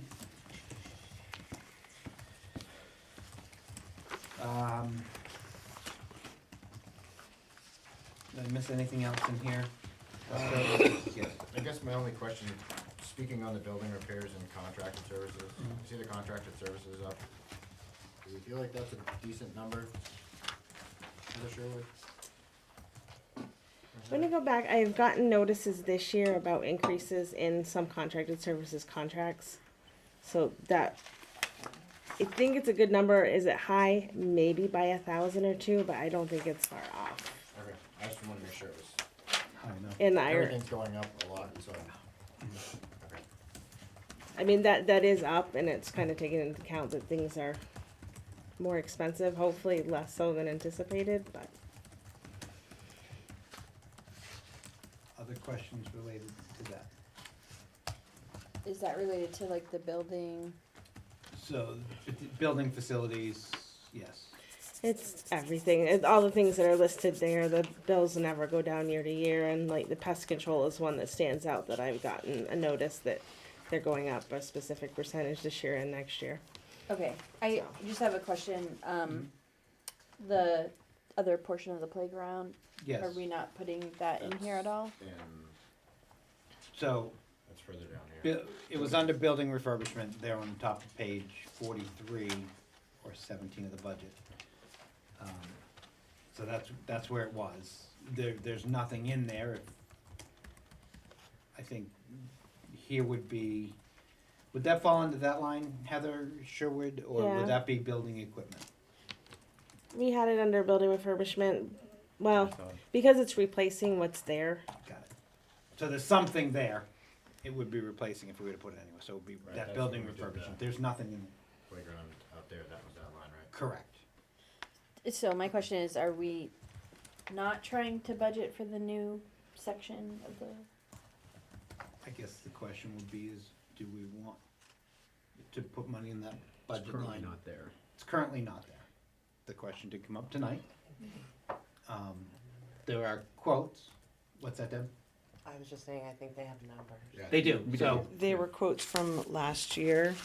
So with everything else. So, they probably right. don't- The cheapest one is I think that, like, pencil in a number. 60, the cheapest one is 65,000, then there's one for 83,000.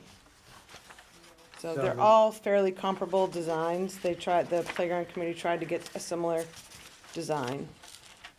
So 65 being the least expensive and 83 being the highest. Yep. Probably 90. So, right.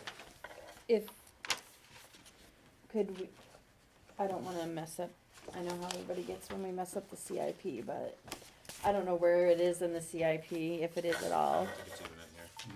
But Just could we make a playground budget. motion to, You can make a motion for anything you want. to fund that part of the playground? I mean, Sure. why wait until we? Out of CIP? Is that what you meant? It's not It's even. not No, in it's the not in the CIP. It's not in the CIP, so it wouldn't be, it'd be to fund it In the Yeah. budget? in the budget. And if we were to do that, we could place a number in there, but I'd also like to look and see if there's any, if that's the route we go, any, grant funding, because it would be, That's the accessible. the accessible part, right? So Yeah, it and would be an ADA compliant type thing, so there could be some grant money available for it. Yeah, cause I can't see like selling pizzas for the next 60 years to get it, No, so. no, cookies, Could add a warrant article. we could do it as a separate warrant article, I thought if it failed as a warrant article, you can't bring it up again. so it's, No. Yeah, you can. No means no means during that specific Right. year. so we you put can't us- stuff yeah. it into something that year Right. after the fact. Something else. Yeah. I was to the understanding before I was told it was different. Yeah, You told me it was the other way. I was told originally that if no means no, if we put a warrant article up for it, the only way it would ever be able to pass was to put it up as a warrant article, and the warrant article itself would have to pass at some point. Trust but You- verify. You could never put it in the budget, and that's what I had always been told by the administration, by legal, and that's when we had a lot of conversation around all-day kindergarten. And it was, we kept being told, no means no, so you can't just, there was one year that we wanted to put it, it's like, oh, this is a good year to do it, and it's only gonna cost us $20,000, put it in the budget, and we were told you can't put it in the budget because it had failed as a warrant article. So yes, Specific to that year. For that year. for that year, Right. but it was not in the same year that we were trying to do it.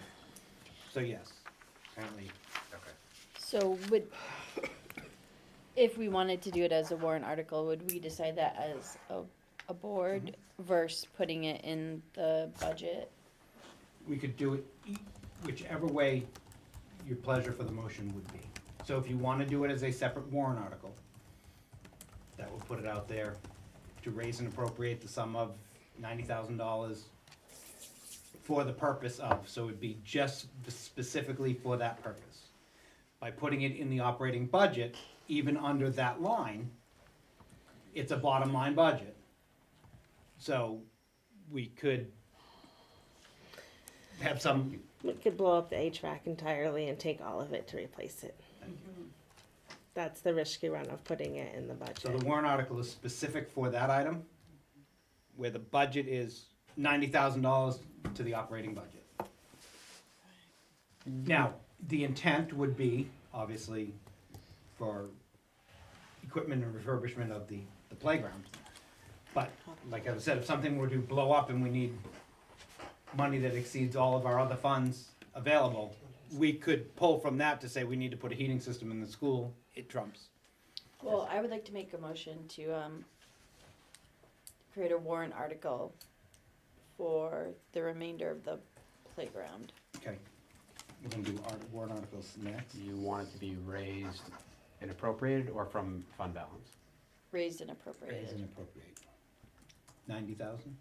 Well, we could have Heather get, like, we could look at. Leave it. Get an Okay. updated Get quote. some better updated quotes and then also So- see and make sure it Okay. does So- everything you want it to do. Next month on the warrant articles, can you have that one penciled in with just X's in the numbers and everything else? And then we'll vote on the total warrant at the end. Thank you. You don't have to vote on that, Jim. Not, Right now. Not yet. not right now. Okay. Yeah.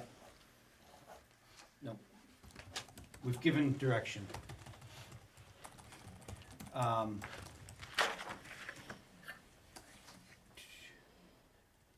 See, telephone and internet's gone way down. Is that Yes. just, it's going down? It's, Love going down. I just used, like the question.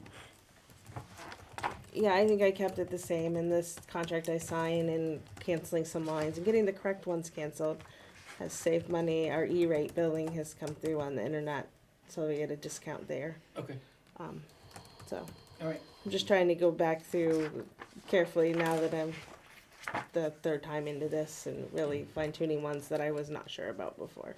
Okay.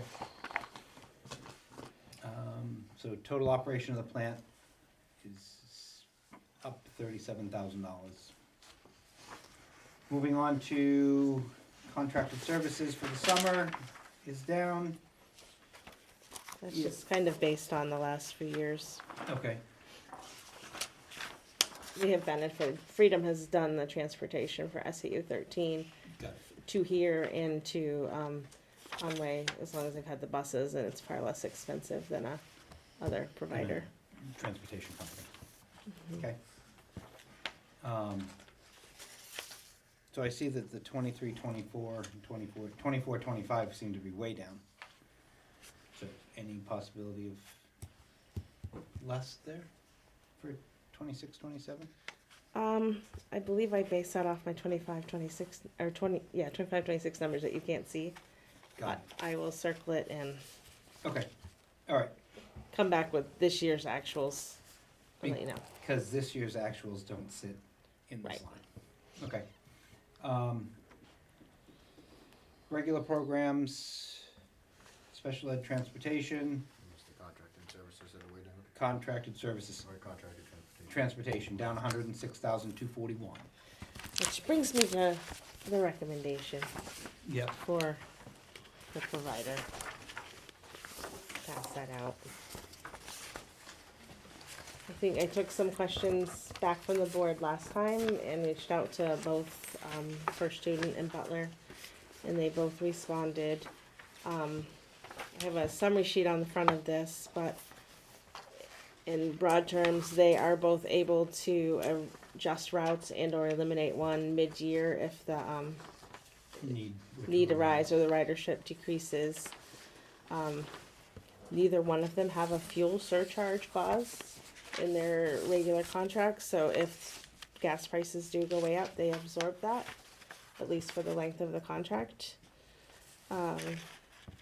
They're on First Student's end, they're absolutely happy to investigate route sharing between Madison and Tamworth if it makes sense. Operationally, if it's decreased seat time or even decreased costs for either. Okay. For First Student, if their routes are combined due to a driver's absence, they said it's easy, they just don't bill for the route that didn't run. Butler's answer was they could definitely work out a credit, but they would work with the district to find out what that is, and then if there was a combined route, it would be a credit. A little less straightforward. Yeah. The base bids, Butler's was much higher, but it did include, the additional hours for the early release days, it included the late bus. It included the ESSC ski days and the field trips at the 448,000. First Student gave a base price that was literally just the base, getting students to and from school. Okay. The additional hours, ridership adjustment, basically our per trip cost was at 4 hours, and our routes tend to be a little over. So we kind of split the difference. They said they're closer to 4 than 5, so I did half an hour for each route for each day. It came up with a 24,000 to cover us budgeting wise, because we potentially could pay that overage. Like I often, they said on the afternoon runs from the high school and middle school, it's, you know, they breeze right through that because there's hardly anybody on the buses. But there are days when it could be more. The late bus, they had a separate charge for. Early release days, they had to figure in 2 hours a route for early release day. Add in the ski trips and then 15 field trips. But even after doing that, First Student came in $106,000 less. So even though we potentially could have an exposure for a longer route, I think the downside's too big. Like we would not eat that up, and I would recommend we go with First Student. And there's still some potential savings if they were to find a cost share or a ride share between us and Tamworth. They outright don't bill a route too if it doesn't run, if they're Yeah. down a driver and they combine. Okay. It's very straightforward. We know the management staff, they've been great to work with. So it's not like we're looking at, you know, a $5,000, $10,000 difference to change. We're looking at $106,000 difference Lots of money. to change. So I will It's your playground. entertain a motion. So as you know, to- there's a $106,000 decrease in that line. I have that budget. It's already there. So yes, it's already there. Motion to approve the First Student contract. Motion by Sherry, second by Deb. Any other discussion there? Anybody want to pay more? All in favor? Aye. Any opposed or abstaining? Carries. All right, you can leave that decrease in the budget. Thank you.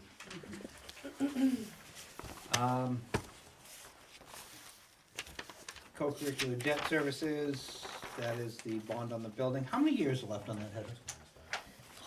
I want to say 7, but I'd have to look. Did we do 10 or 15-year bond? Did more than 15. 10. Yeah, it had to be 15 at least. It's always in the annual Yeah, report. the bond amortization statements in the annual report. Because I actually think we did a weird year, like 13. So I'll look at it.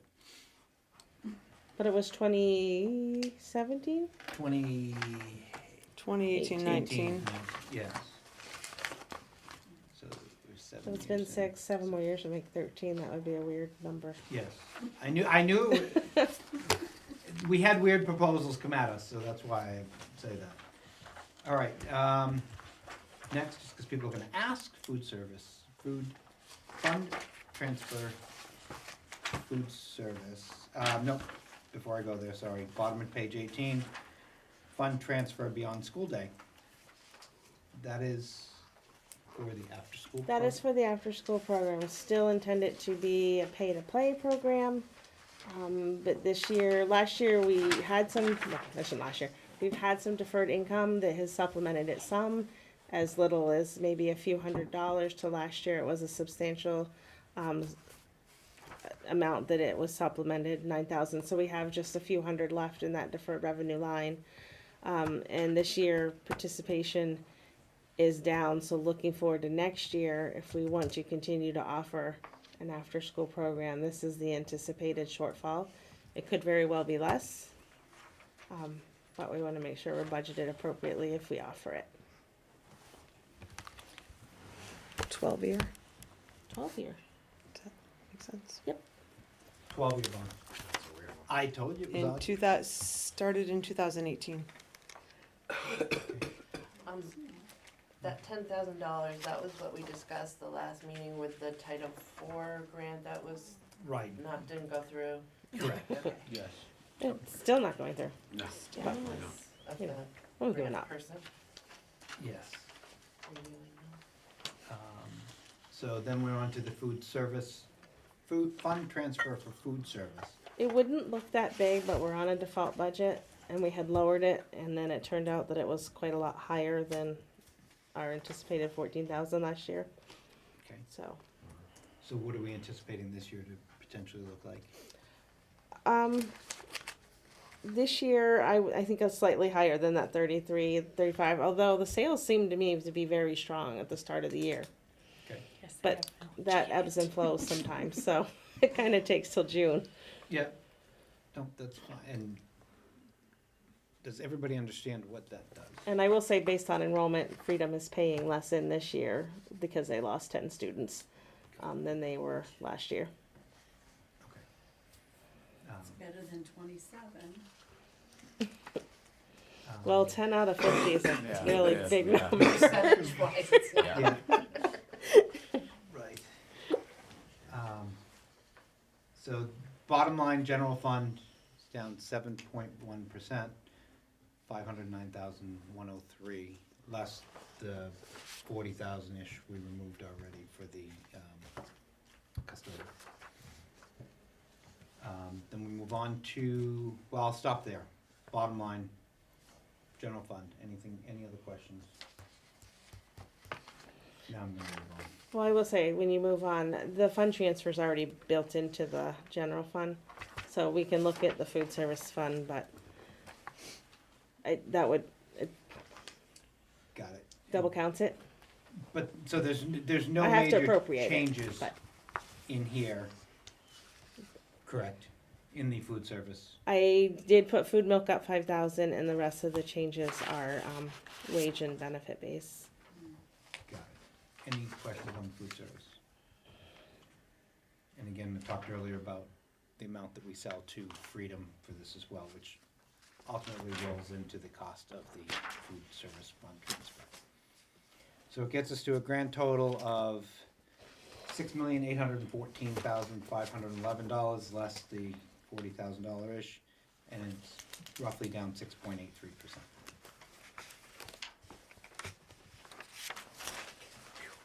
The first round's always tough. Second hopefully will be better. We'll be more dialed in. Then you have on page 48 the warrant. So this is Draft where. warrant, this was what we had last year, Yep. minus the rescission of SB2, and the and I pulled the CBA. numbers out. Yeah.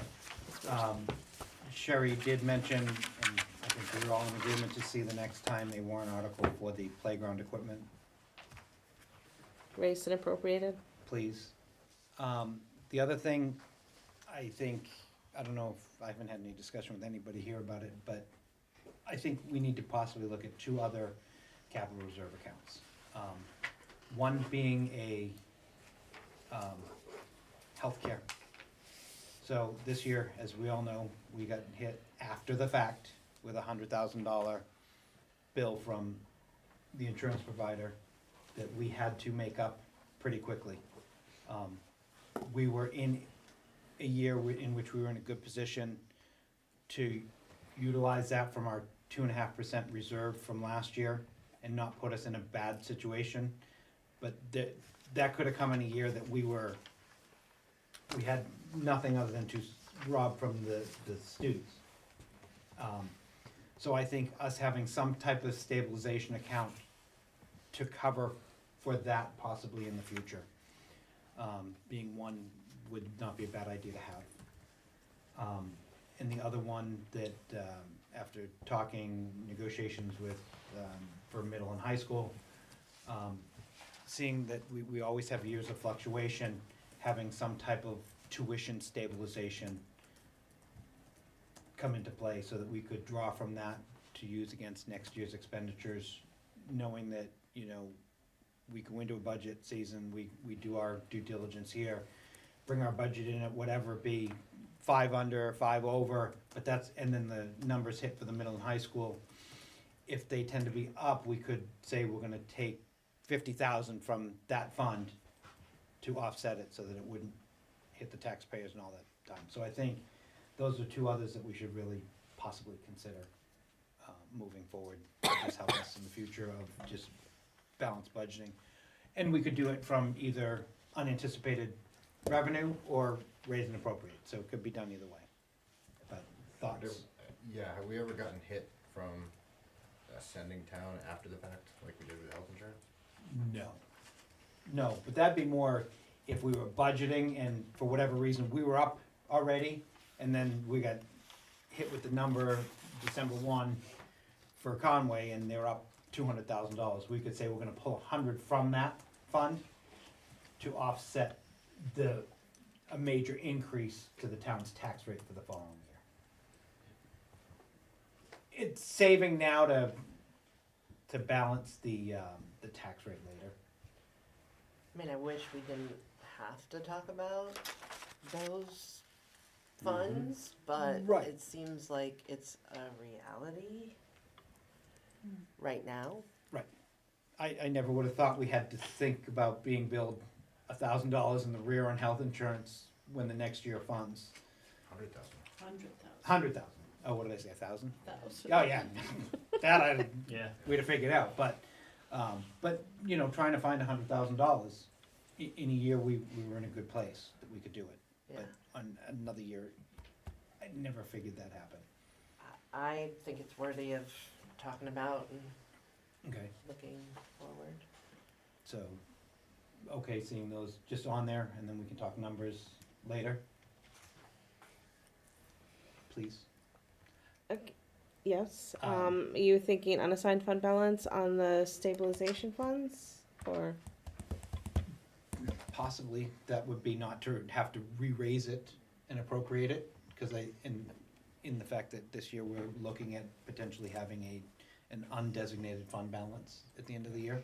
I think that makes the most sense when you're talking about the purposes that you take it Yeah. from something that's already been appropriated. And then we can change it if we decide we need to change that. The last article on here is 7 for the corner schoolhouse. Do we have any idea if they are asking us to? I Is asked appropriate them anymore? last month and they did not didn't say, no, say they've anything. just started. I think that when they find out if they get their grant or not, you'll know much more about where they Okay. lie, cause I think that's actually this month, coming up soon. They'll find out if they get their LCHIP grant, The LCHIP grant.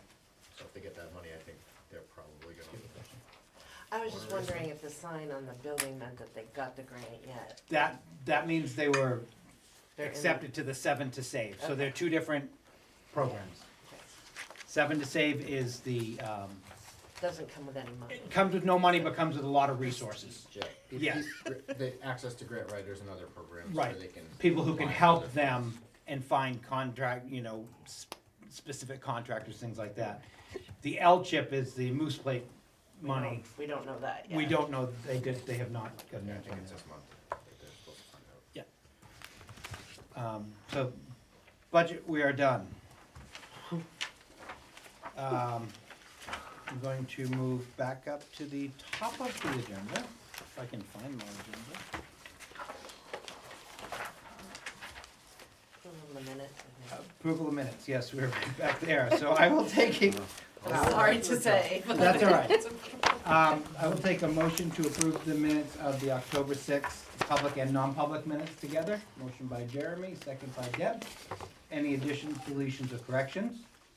I think the only thing that I'm not sure is 109. Line 109 of the regular meeting. Yeah. The sentence that starts at, At some point, I think it's Heather was speaking, so at some point she would like to change the after-school program.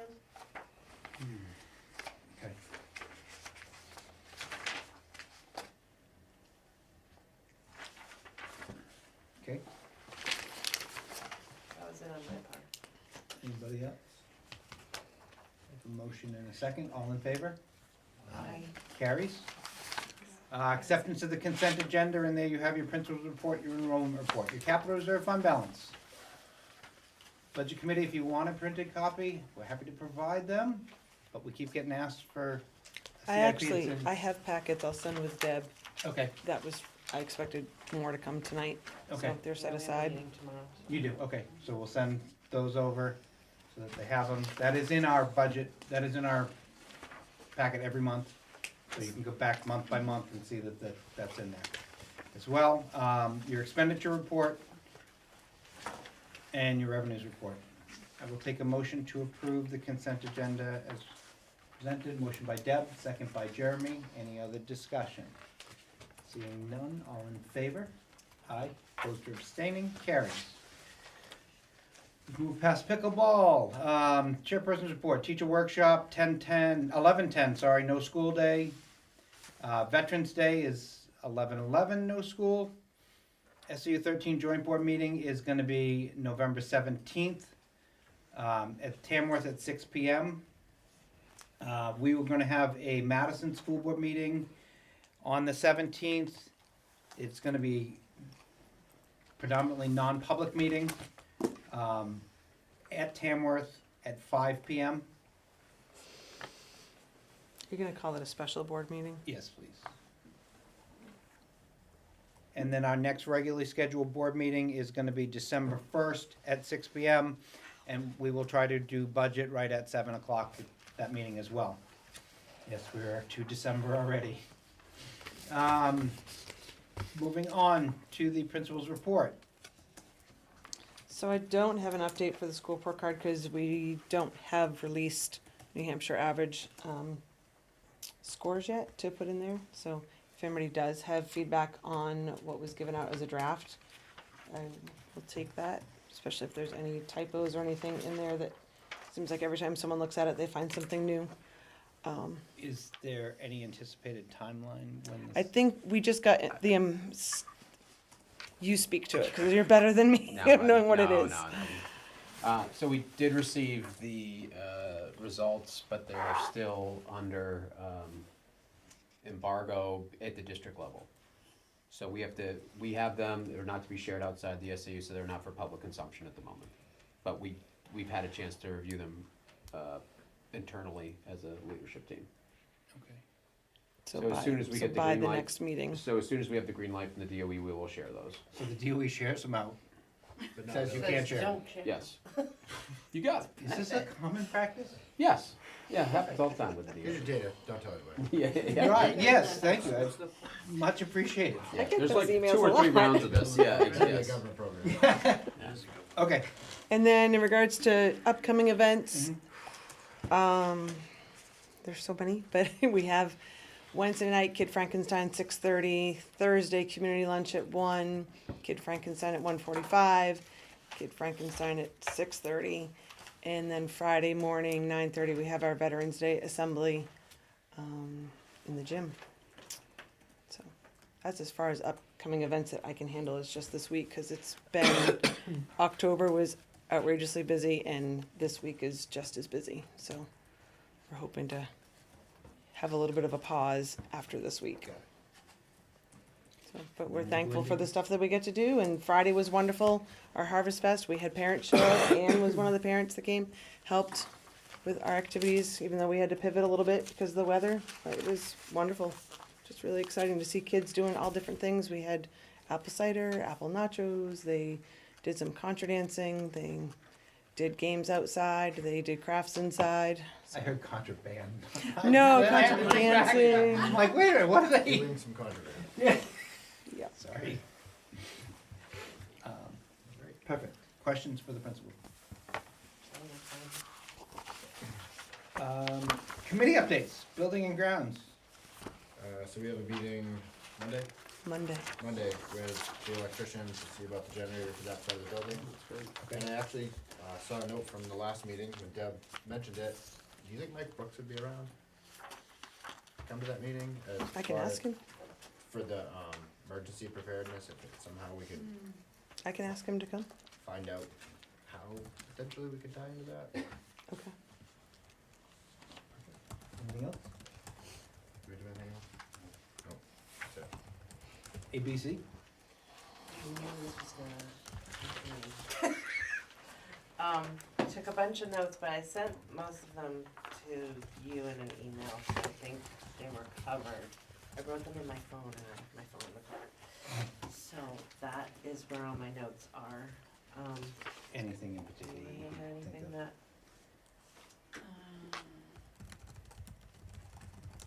Sounds I like don't we were have doing those. really well. yes, I think they were happy with the first iteration. I think the only thing that, and I think I mentioned it, was the health insurance, and, you know, again, their thought process was if everybody's on, not the same page, but close to it, they're trying to get town employees to, contribute more to their portion of the health insurance, yet their family plan, and that's what I look at it, cause it's the most expensive, is considerably less than the school care one. That's a change for them within the last year. They worked hard on it. Their year runs January, so that was, but they were able to, you know, look at things along with Joe, helping, Linda Shackford over there. So they started in the fall, and by January, they had the alternate program, you know, they did a lot of work, I'm sure the same as Heather's doing, but that was one of the things, because, it's salaries and, it's wages and. Salary and benefits. Right, right. Yeah, and I think, part of,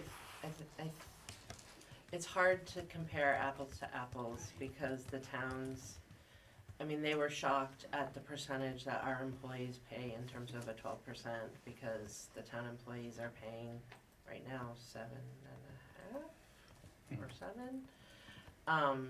So they were shocked and that our employees paid more. Percentage. Correct. Percentage wise.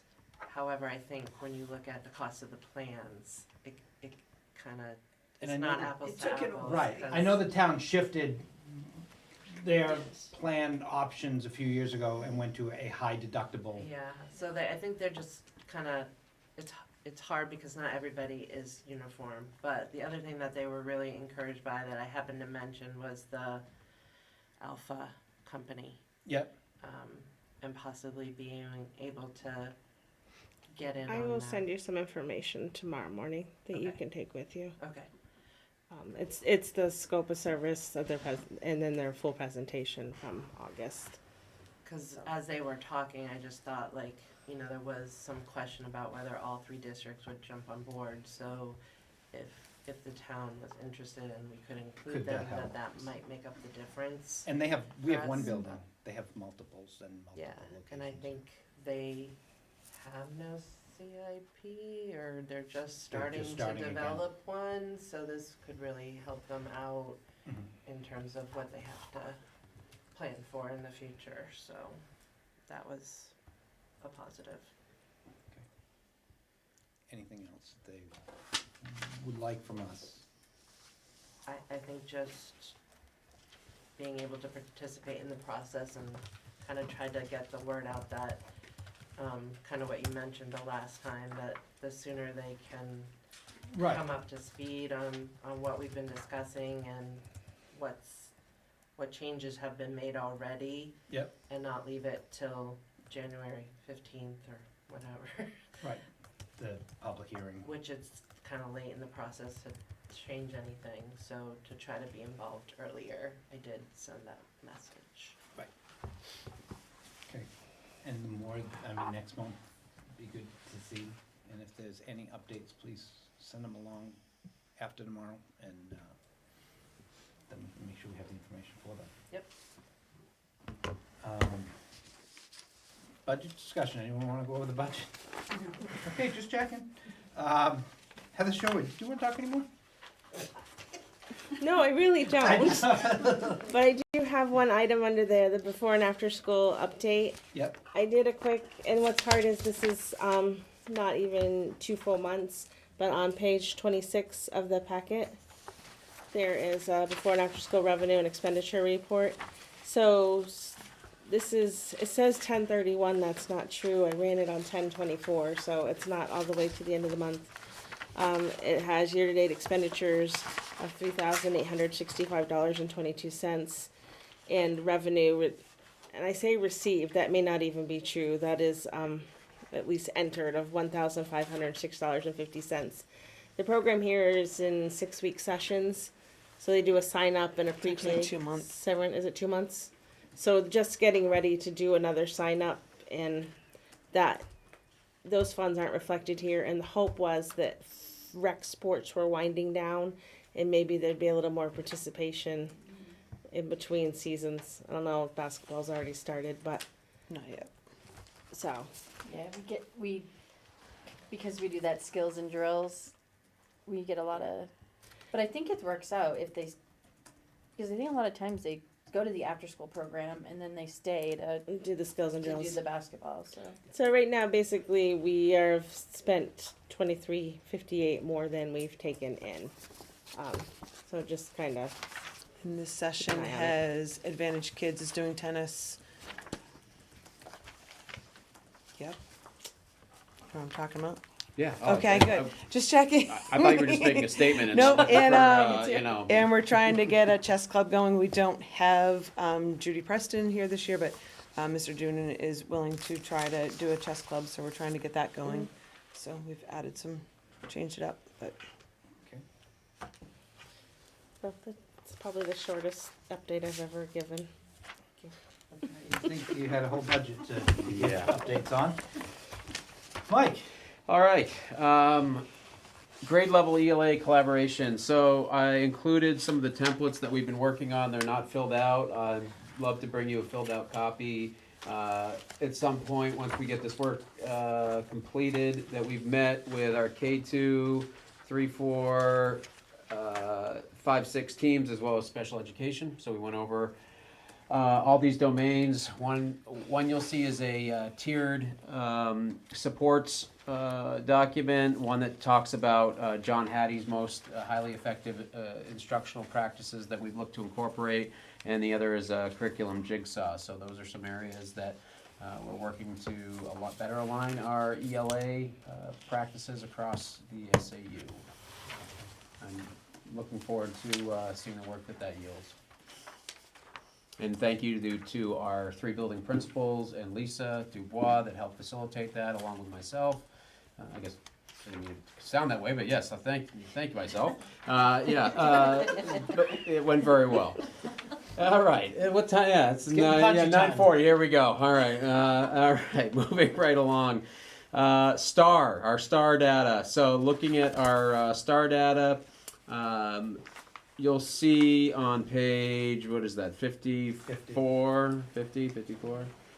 You'll see an aggregate, 54. You'll see an aggregate for STAR Math. You'll see each grade level. That was the latest benchmark from this past fall. So right now, I'm pleased to see where we're moving in the right direction. 46% being proficient in the area of mathematics based on our latest fall benchmark that's aligned to the the state standards. So we have some bright spots there. That would be, if that were to yield and show on a SAS assessment, we'd be above the state average. So obviously that's not where we want to say, hey, we've reached the mountaintop, but that's some optimistic news right there.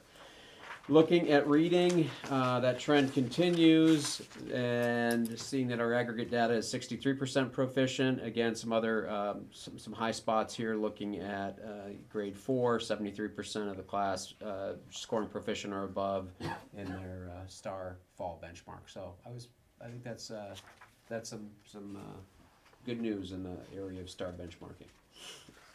Questions? Underneath is this like kindergarten? It says 0. Then Yep. for first grade it says 4. Is that how many? Great, thank you. So that is referring to, so that's the enterprise test is what they call it. So the STAR enterprise test is the summative assessment.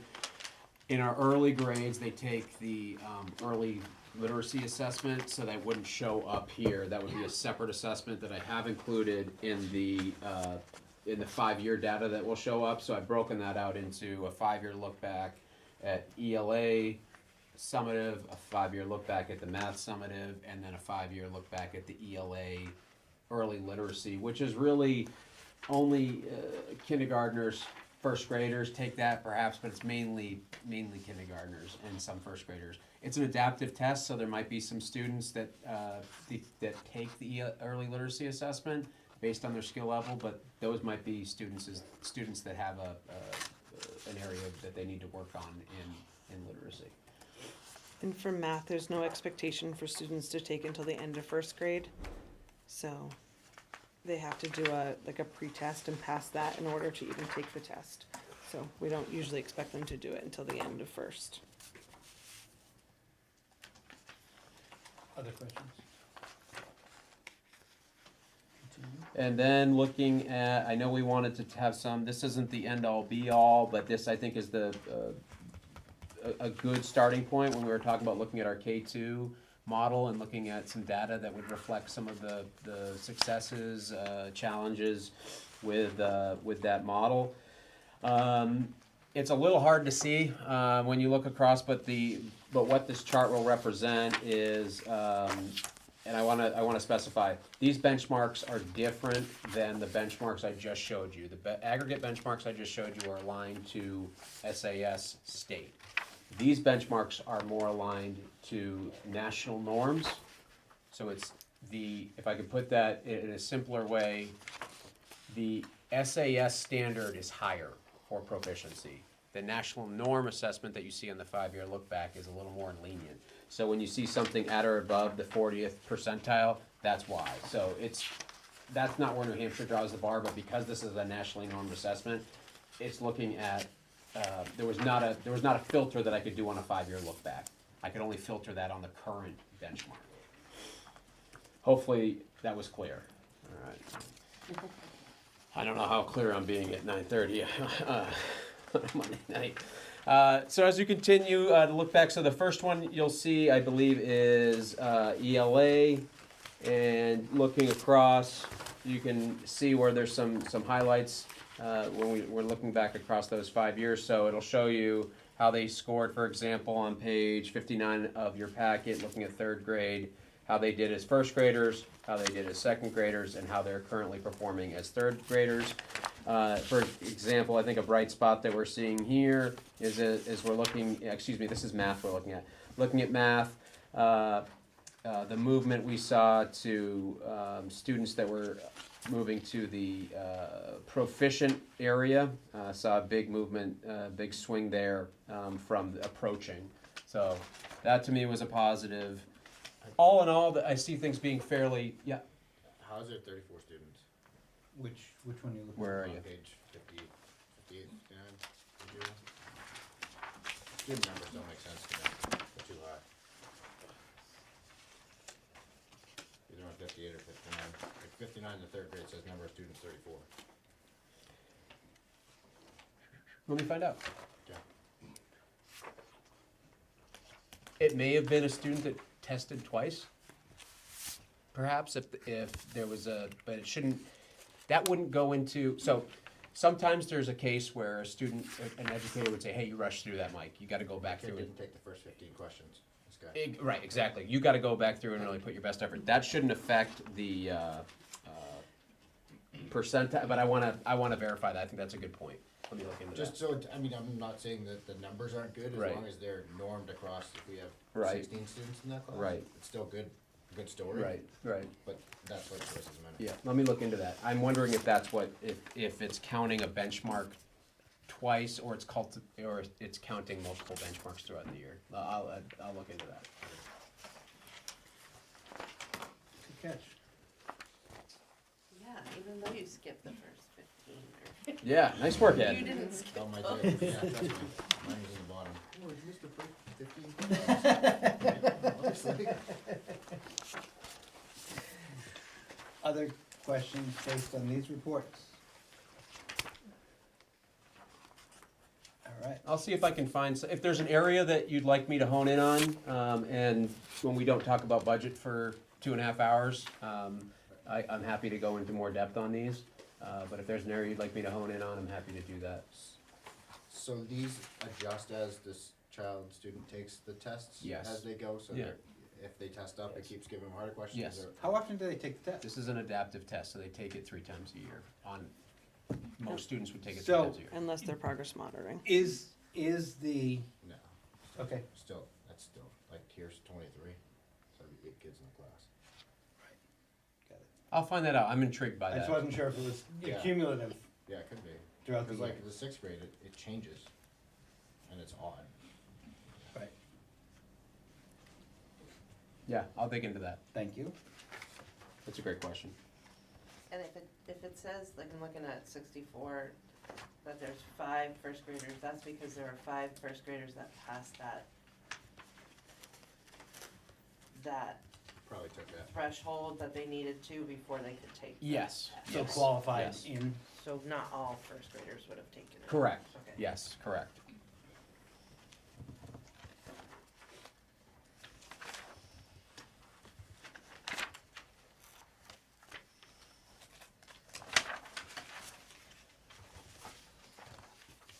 all right. So I'll dig into that, and again, if there's other areas that you'd like me to provide the board with some additional data, I'm happy to do so.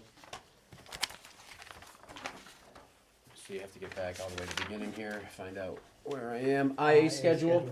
So I brought the IA schedule, it was a request of the board. I assume that will be assistive in any budget conversation, looking at time, looking at the needs of across the building. So if there's questions about that, I'm happy to answer those or deflect to Heather.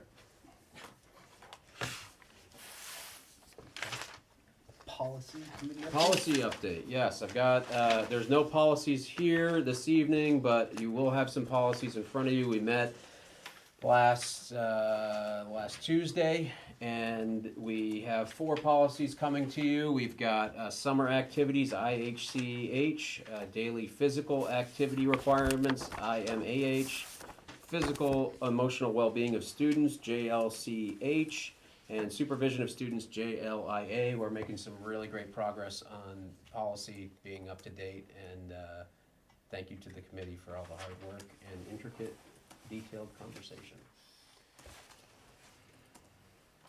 Okay. ECE program planning? Yes, so I think the biggest update right now is determining the future of the ECE program. We've had some conversations at the SAU 13 board level, talking about the pros and cons to keeping it in the SAU 13 budget or moving it to a separate school district. The Tamworth's had some interest in opening up a program. Madison's had some interest, I think, based on the current conversation and just overall availability of space, budget, and the way things have been going to be the least disruptive. I think if there were to go to a home district, Madison would make the most choice. I know we've, kicked that around a little bit at the SAU 13 level. So that's my update at the moment. I think it's going very well. I think if it were to go to a district level, it wouldn't impact the great education that is being delivered. And hats off to Kim, who's here tonight, and all her hard work that she's done starting up the program and just continuing to build it and make it a continued success. Questions? Para support.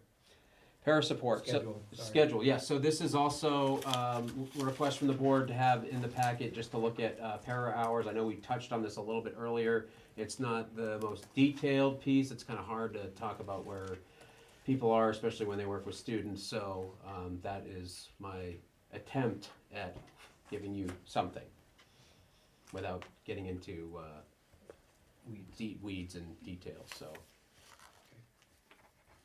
there you have it. Questions for the superintendent? Public.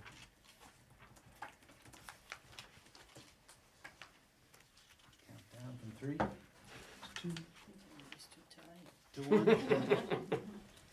Any I other have school one, board but- business? Right. Okay, any other school board business? Yes. Just noticed, like, I think I've asked this before, but do we normally have like a school board comment section? So we don't normally, because the whole agenda is the school board. Yeah, And then we've added the committees in for that. I mean, I'm happy to put anything I just thought I read it in the minutes in there. or something. We but- talked about it. If we wanna have board comments, I mean, I think ideally having, if the board has comments, we should put it as an agenda item and have discussion. when we do it. I mean, that way it's listed on. Yeah. I mean, does that make sense? I just didn't know, it seemed like sometimes we had it, sometimes we don't, I- so I I didn't think know if it's a it's- consistent depends thing on or not. How and when it gets printed, I'll say. Okay, But I think if anybody has something they want to discuss, let's put it on the agenda so we can all have the info and do it. That works.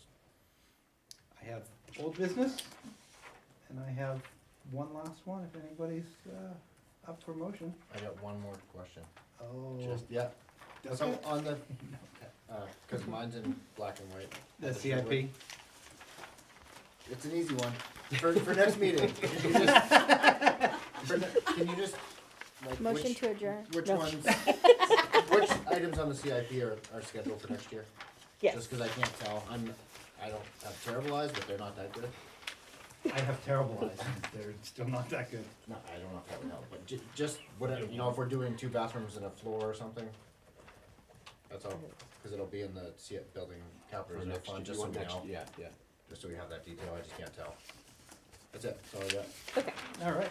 thank you. Real quick, it can be for next meeting, I'm just curious if like, if and whatever plans are in place for when the SAU 9 contract ends for the high school and middle school situation. I know that I've kind of heard rumor about some different ideas going on, and I'm sure that's much longer than everyone wants it for tonight, but I'm just curious. So we're currently in negotiations with SAU 9, related to the high school.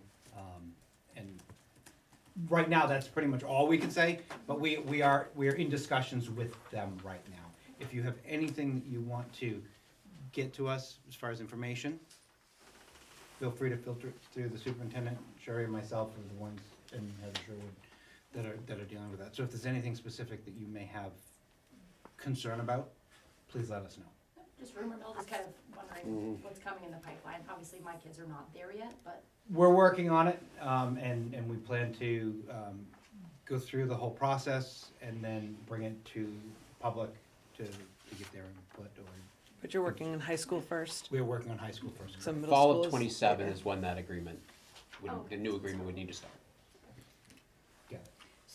So are there other discussions with other, say, our 6th graders going over to Tamworth? I mean, is that a separate, That would be a separate discussion. okay.